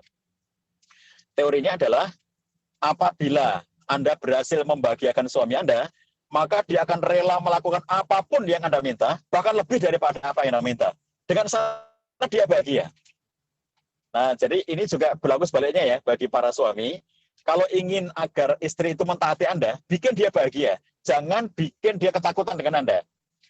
Kalau Anda pengen istri Anda mentaati Anda, bahagiakan hatinya, maka istri Anda akan mentaati Anda, apapun yang Anda minta, bahkan lebih daripada yang Anda minta gitu. Nah, jadi saya kira ini prinsipnya berlaku hal yang sama. Maka dalam contoh seperti ini ya, coba ubah pola komunikasinya. Anda jangan lagi nyuruh-nyuruh sholat malam, Anda jangan lagi nyuruh-nyuruh sholat duha, Anda jangan lagi nyuruh-nyuruh untuk tilawah dan seterusnya. Tetapi fokuskan diri Anda kepada upaya membuat dia happy. Jadi kalau ditanyakan kepada saya bagaimana cara membuat suami happy, Anda yang harus tahu. Karena Anda sebagai istri, Anda harus lebih mengetahui tentang hal apa yang bisa membuat suami Anda menjadi bahagia. Jadi saya kira kalau mau pakai pendekatannya Gary Chapman dengan bahasa cinta ya silakan aja, atau menggunakan cara-cara yang lainnya juga silakan aja. Itu masalah teknis ya, nggak usah maksudnya 1001 cara untuk itu masalah-masalah teknis.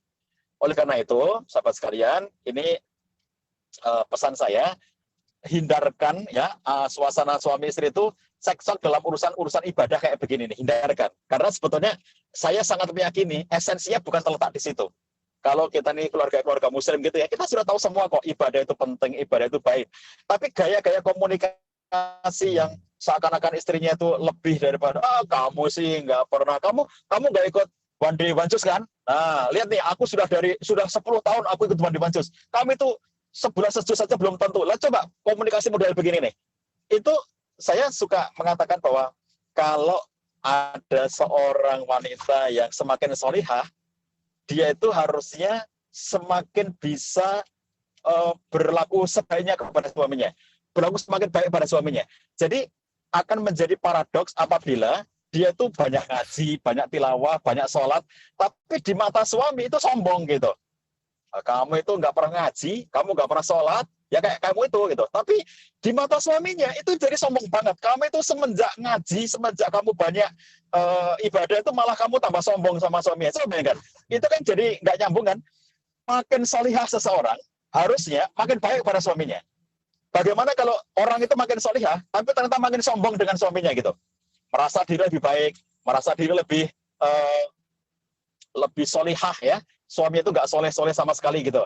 Nah, orang-orang seperti ini nih, ini kalau di fenomena zaman sekarang itu ada fenomena hijrah itu teman-teman ya. Misalnya artis hijrah, kemudian muslimah hijrah, pemuda hijrah dan seterusnya itu. Positif itu bagus gitu ya, karena membuat mereka menjadi baik. Tapi sisi lainnya seperti ini. Misalnya yang perempuannya, yang istrinya itu hijrah. Lalu yang semula nggak pakai busana muslimah, sekarang busana muslimah. Yang semula nggak pernah sekarang ngaji, rajin ibadahnya, sepekan ikut 5 kali majelis taklim gitu ya, di tempat yang berbeda-beda gitu. Nah, semakin banyak ilmunya, semakin banyak aktivitas keislamannya. Nah, dia ngeliat suami itu nggak kayak begitu. Ibadah masih malas, kemudian perilakunya itu masih, istilahnya itu perilaku jahiliyah. Kalau kata istrinya itu, karena istrinya sudah hijrah, suaminya belum, kamu itu jahiliyah gitu. Sementara aku sudah hijrah. Dampaknya apa? Si istri ini ngerasa bahwa suaminya itu bukan imam yang baik bagi dirinya. Waduh, aku salah pilih imam nih. Imam yang ini itu nggak bisa membawa aku ke surga. Sehingga akhirnya dia merasa kalau begitu aku perlu ganti imam yang bisa membawa aku menuju kepada surganya Allah gitu. Nah, kalau kayak begitu ya, dia akhirnya merasa lebih baik daripada suaminya, tidak lagi bisa menghormati suaminya karena ini imam yang jahiliyah gitu, yang nggak bisa membawa dia ke surga gitu. Maka di mata suaminya, setelah dia ngaji, setelah istrinya itu ngaji, itu malah semakin sombong. Coba sekarang bersikap sebaliknya. Kalau memang ngaji, kalau memang dia solihah, tunjukkan bahwa semakin solihah seorang perempuan itu, semakin menyenangkan suaminya. Dia menghormati suaminya, berbakti kepada suaminya, mentaati suaminya, menservis suaminya dengan luar biasa. Jadi sang suami itu merasa, Masya Allah, semenjak istri gue ini pakai kerudung nih, semenjak istri gue ini ikut majelis taklim itu, tambah hebat. pelayannya kepada suami, tambah bagus menghormati suaminya. Nggak pernah gue itu berada dalam satu suasana di mana dihormati oleh istri sampai kayak begini nih. Itu luar biasa istri gue itu. Dia akan rekomendasikan sama teman-temannya, si suami itu ya. Ntar kalau istri-istri kalian minta izin mau ngaji, izinin. Karena luar biasa, semenjak istri gue itu ngaji, semenjak istri gue itu banyak ibadahnya, itu tambah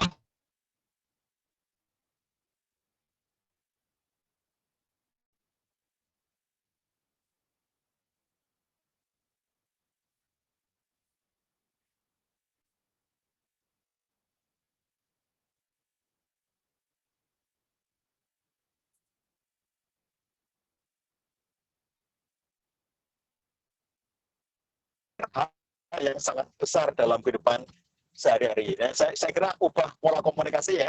Nomor satu, bikin suami happy bersama Anda. Kalau suami Anda happy dengan Anda, udahlah, jangankan cuma sholat malam atau sholat duha. Yang lebih dari itu gitu ya. Sholatnya setiap malam mas, sholat malamnya dari isya sampai subuh, ya, dia akan lakukan itu ya. Nah, jadi yang penting dia happy bersama dengan Anda. Begitu, Kang Irwan, masih ada yang lain? Oh ya, siap. Terima kasih Pak Cah jawabannya. Oke. Mungkin ini terakhir mungkin Pak ya. Pertanyaan terakhir yang masuk. Nah, kalau yang masuk ada lumayan banyak, cuman dari waktu nih Pak, jadi agak sempit waktunya. Tentang visi Pak yang tadi sampaikan Pak, dari peserta ada yang tanya, rasanya tidak ada visi yang lebih tinggi dibandingkan meraih surga dari tadi disampaikan dari Pak Cahya. Berarti visi semua keluarga Muslim sudah seharusnya seperti itu Pak. Nah, apakah ada visi yang lain selain level itu Pak untuk visi pernikahan? Oh ya begini, sahabat sekalian ya. Baik-baik, saya paham maksudnya. Jadi begini, ini hanya soal pengungkapan ya, soal cara mengungkapkan. Jadi visi itu misalnya kita bisa mengungkapkan dengan cara yang lain, meskipun ujungnya nanti akan sama. Contohnya nih, ingin meraih ridhonya Allah SWT. Itu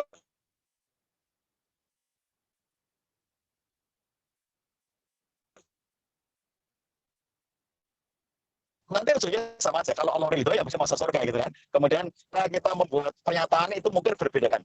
Visi hidupnya adalah ingin meraih kebahagiaan dunia dan akhirat gitu. Nah, bahagia dunia, bahagia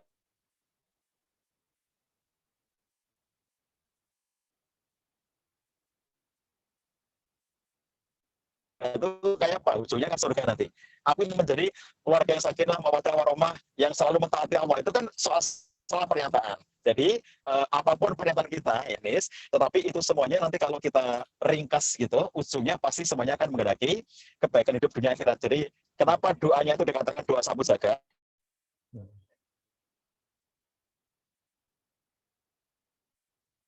Rabbana atina fid dunya hasanah wa fil akhirati sudah meliputi semua kebaikan, termasuk kalau para ulama ditanya tentang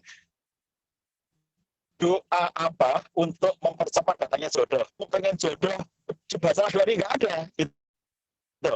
Tetapi doa Rabbana atina fid dunya hasanah wa fil akhirati hasanah wa qina adzabannar itu doa yang bisa digunakan untuk semua hal, termasuk ingin mendapatkan jodoh.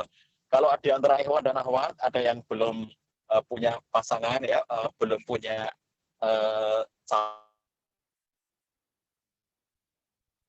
calon gitu, maka Anda ketika berdoa pada Allah Sufi, doa itu ada, jadi gini, misalnya doa yang sifatnya itu adalah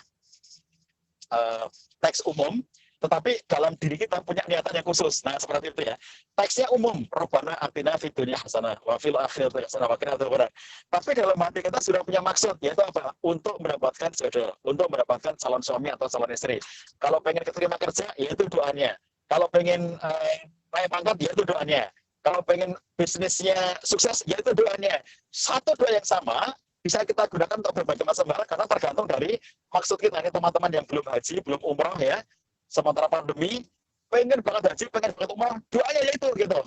Pengen bahagia dunia, kebaikan dunia, kebaikan akhirat, yang salah satunya untuk bisa dapat bahagia atau kebaikan dunia akhirat itu adalah dengan menunaikan ibadah haji. Jadi satu doa ini bisa dipakai untuk macam-macam, termasuk ketika kita menyatakan bahwa inilah visi ya, visi pernikahan kita itu ingin meraih kehidupan yang baik di dunia, ingin meraih kehidupan yang baik di akhirat, dan selamat dari api neraka bersama dengan semua anggota keluarga kita. Tapi seandainya kita membuat pernyataan-pernyataan yang lain, boleh ya, yang ujungnya akan sama aja ya. Jadi kalau teman-teman punya visi yang dibahasakan dengan bahasa yang berbeda, it's no problem, karena ujungnya pasti akan sama. Demikian Kang Rifan dan sahabat sekalian, saya insya Allah tetap akan menjawab pertanyaan sahabat sekalian yang sudah masuk. Nanti saya minta panitia mengirimkan semua daftar pertanyaan yang masuk hari ini kepada admin, dan saya akan menjawab pada kesempatan yang terpisah nanti ya. Sekali lagi saya mohon maaf apabila banyak sekali kendala dalam perjalanan, ini karena saya lagi ada agenda syawalan ke satu tempat ya, ini dalam perjalanan yang ternyata ada ruas-ruas jalan tertentu yang sulit sinyal, tadi sempat terkeluarkan dari Zoom karena sinyal, mohon dimaafkan. Mudah-mudahan Allah SWT berkahi kita semuanya. Bagi yang belum menikah, saya doakan mudah-mudahan sahabat sekalian dipertemukan dengan jodoh yang solid dan solihah. Bagi sahabat sekalian yang sudah menikah, mudah-mudahan Allah jadikan keluarga kita sebagai keluarga yang sakinah mawaddah warahmah. Mudah-mudahan Allah karuniakan kepada kita semuanya rezeki yang lancar dan penuh berkah. Mudah-mudahan Allah karuniakan kepada kita semuanya anak-anak yang solid dan solihah, dan kelak kita diizinkan untuk bertemu kembali di jannah surganya Allah SWT. Billahi taufiq wal hidayah. Assalamualaikum warahmatullahi wabarakatuh. Waalaikumsalam warahmatullahi wabarakatuh. Alhamdulillah rabbil alamin. Syukur jazakumullah khair kepada Pak Aca yang telah menyampaikan materinya ya, dan juga dengan ada tadi tanya jawab sudah dilewati, walaupun ada beberapa pertanyaan ya yang belum terjawab. Insya Allah akan kita ikhtiarkan untuk menyampaikan pertanyaannya ke Pak Aca langsung, nanti akan dijawab dan jawabannya akan di-share nanti ya. Jawaban-jawaban dari Paknya sendiri. Sekali lagi terima kasih banyak Pak Aca sudah ini minta waktunya nih untuk ya memberikan materi, mudah-mudahan bermanfaat untuk kita semua dan juga jadi berkah untuk kita semua. Amin ya rabbal alamin. Ya, jazakumullah khair Pak Aca. Saya izin ya. Mangga. Duluan Ya, ya. silakan Ya. Pak. Iya, Pak. Terima kasih banyak, Pak. Ya. Oke, ya itu dia. Udah keluar ya Pak Aca ya. Oke, itu dia tadi ya materi dari Pak Aca. Alhamdulillah tadi udah udah berlalu ya dari materi penyampaian tentang visi pernikahan, terutama yang tadi disampaikan ya. Walaupun tadi disampaikan juga oleh Pak Aca, visi pernikahan untuk materi pranikah ini ada level-levelnya ya. Jadi untuk sekarang mungkin signifikan, untuk nanti kita harus belajar lagi. Jadi intinya adalah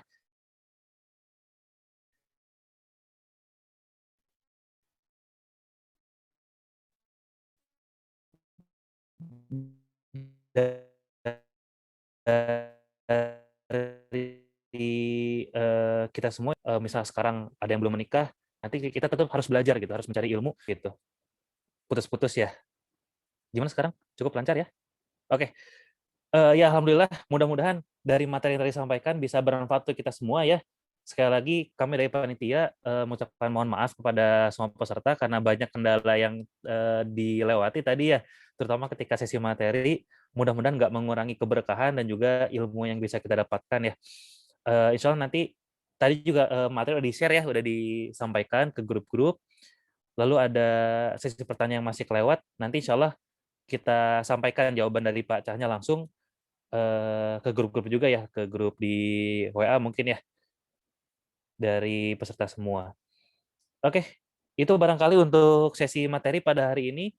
Insya Allah selanjutnya kita ada sesi door prize ya. Ini ada door prize nih dari acara hari ini. Insya Allah ada 3 hadiah yang bisa disampaikan. Perlu sampaikan hadiahnya ya. Oke, jadi hadiahnya adalah ini senilai uang senilai Rp50.000. Nanti bisa berupa GoPay atau OVO begitu ya dari panitia ya. Nanti akan disampaikan ke 3 orang pemenang. Nah, 3 orangnya ini, yang pertama adalah penanya pertama yang tadi disampaikan, yang tadi yang saya sampaikan tadi ya. Penanya pertama ke sesi tanya jawab kepada Pak Cah. Tadi kayaknya penanya pertama DM kayaknya ya. Kalau saya nggak salah tuh DM yang pertama. Jadi ya ini mungkin akan kami rahasiakan namanya ya, karena emang tadi via DM ditanyakannya. Jadi untuk pemenang door prize yang pertama, selamat kepada Fulanah yang telah memberikan pertanyaan. Yang pertama ketika tanya jawab tadi, mudah-mudahan bisa bermanfaat hadiahnya. Kita lanjut ke pertanyaan kedua, ke yang kedua ya. Nanti siap-siap dikontak ya oleh panitia untuk para pemenang door prize. Yang kedua ini ada pertanyaan, yang kedua dan ketiga pertanyaan ya. Nanti khawatir saya ada salah, minta tolong panitia untuk mengkoreksi apakah jawabannya betul atau tidak. Untuk yang ini minta tolong pertanyaannya langsung ya. Jadi bisa raise hand atau sampaikan di chat kalau misalnya ada tahu jawabannya, tapi sampaikan jawabannya langsung lewat speaker ya, lewat mic ya. Oke, untuk yang kedua, door prize yang kedua pertanyaannya adalah sebutkan 2 buku yang ditulis oleh Pak Cah atau Ustadz Cahyadi Takaryawan. Silakan, ada yang tahu enggak?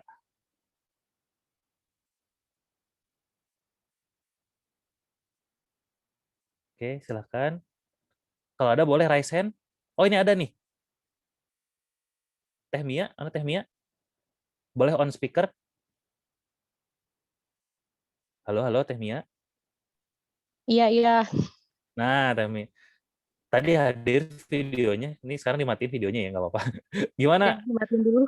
Nggak enak manggil Teh Mia ya? Mia gimana Mia? Ada jawabannya? Jawabannya apa? Wonderful Journey. Dua macamnya, 2 buku aja. Wonderful Journey sama Satu lagi? satu lagi Family kali ya? Taunya cuma yang Journey. Kok kali ya sih? Udah baca belum nih bukunya nih? Ya udah nggak apa, pertanyaannya bukan udah baca buku atau belum.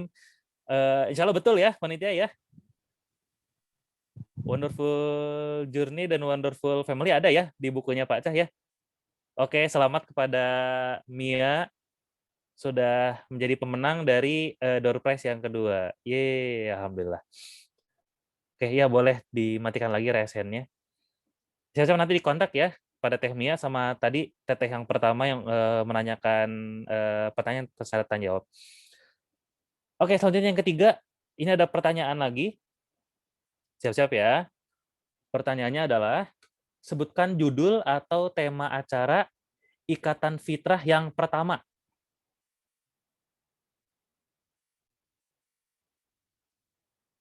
Nah, Teh Nada, Dini, silahkan.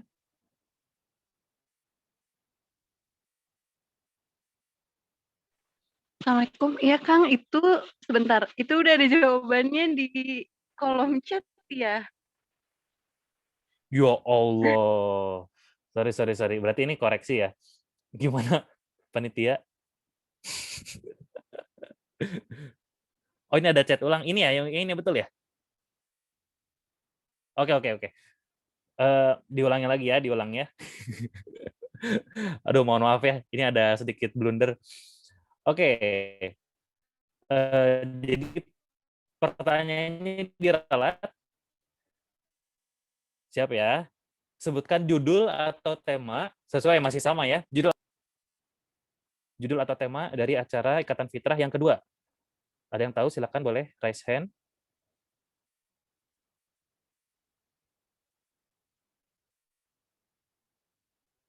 Yuk. Acara Ikatan Fitrah yang kedua. Ada yang tahu judulnya?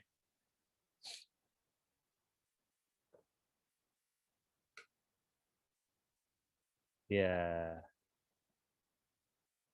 Gimana? Nah, itu. Aduh, mohon maaf ini saya nggak tahu ini Ikhwan apa Ahwat ya. Kepada atas nama Nur titik. Yang duluan. Yang kedua, kalau nggak salah berkahnya yang dicerminkan oleh akhlak, bukan Kak? Gimana panitia? Betul, ya alhamdulillah. Berarti ini Ahwat ya kepada Teh Nur. Selamat, sudah mendapatkan door prize. Betul tadi ya. Jadi jawabannya dari acara yang kedua adalah berkahnya ilmu dicerminkan oleh akhlaknya. Ya, sekali lagi selamat. Barakallah kepada para pemenang door prize. Tadi yang pertama adalah penanya pertama saat tanya jawab dengan Pak Cah. Pemenang kedua Teh Mia ya, dan pemenang ketiga Teh Nur. Insya Allah nanti akan ada panitia yang menghubungi ya untuk disampaikan jawabannya. Ya, barakallah, selamat kepada para pemenang. dari door prize, mudah-mudahan hadiahnya bermanfaat, insya Allah. Oke, ya alhamdulillah pada teman-teman semua, dengan berakhirnya sesi door prize, 3 aja door prize-nya ya, nggak banyak ya. Mohon maaf nih, nggak banyak-banyak door prize-nya, tapi mudah-mudahan jadi penyemangat buat kita semua ya. Dan alhamdulillah dengan selesai sesi pembagian door prize tersebut, sudah selesai juga acara pada hari ini. Sekali lagi kami sampaikan terima kasih banyak kepada teman-teman semua yang sudah hadir dari awal acara hingga saat ini. Bahkan dari awal rangkaian acara pertama ya, dari awal Ramadan. Mudah-mudahan kesempatan-kesempatan kita untuk menuntut ilmu bersama bisa bermanfaat untuk diri kita semua dan menjadi berkah ya, menjadi nilai berkah, menjadi salah satu alasan penyelamat kita untuk bahagia di akhir dan di bahagia di dunia dan bahagia di akhirat ya. Oke, sekali lagi terima kasih jazakumullah khair. Kami dari pihak panitia mengucapkan mohon maaf yang sebesar-besarnya apabila di setiap rangkaian acara ada kesalahan yang kita sampaikan. Mudah-mudahan banyak ilmu yang kita dapatkan ya dari pertemuan kita ya. Kita cukupkan saja pertemuan ini dengan bacaan hamdalah. Alhamdulillahirabbil alamin. Istighfar, astagfirullahaladzim, astagfirullahaladzim, dan doa kafaratul majelis. Subhanakallahumma bihamdika asyhadu an la ilaha illa anta astaghfiruka wa atubu ilaik. Oke, sekali lagi terima kasih kepada Kang Teteh, teman-teman, Bapak Ibu guru kalau masih hadir, tadi kayaknya Bu Lia udah nggak hadir ya. Sekali lagi terima kasih banyak, mudah-mudahan kita bisa bersilaturahim di waktu yang lain. Insya Allah mudah-mudahan bisa offline ya lain kali ya. Mudah-mudahan Allah menyelamatkan kita semua.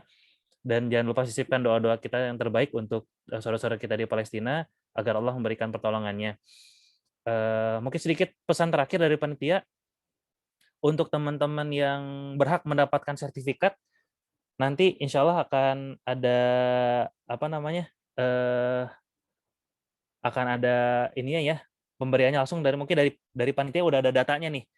Jadi kan ada syaratnya tuh untuk pemberian sertifikat, yang berhak dapat sertifikat, berapa kali ikut kajian, nanti akan ada notifikasi dari panitia begitu ya. Jadi insya Allah nanti akan disampaikan oleh panitia kepada masing-masing pesertanya langsung, karena insya Allah datanya sudah ada di panitia. Oke, itu barangkali dari saya mungkin cukup sekian ya. Saya sendiri mohon pamit, mohon maaf apabila ada kesalahan ya dari ucapan atau masalah teknis.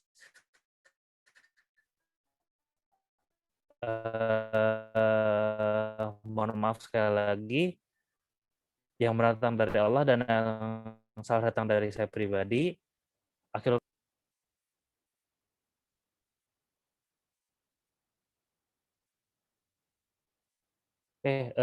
teman-teman udah boleh leave grup ya, coba. Tapi untuk tadi yang dapat door prize, mohon tetap di sini dulu ya sebentar ya.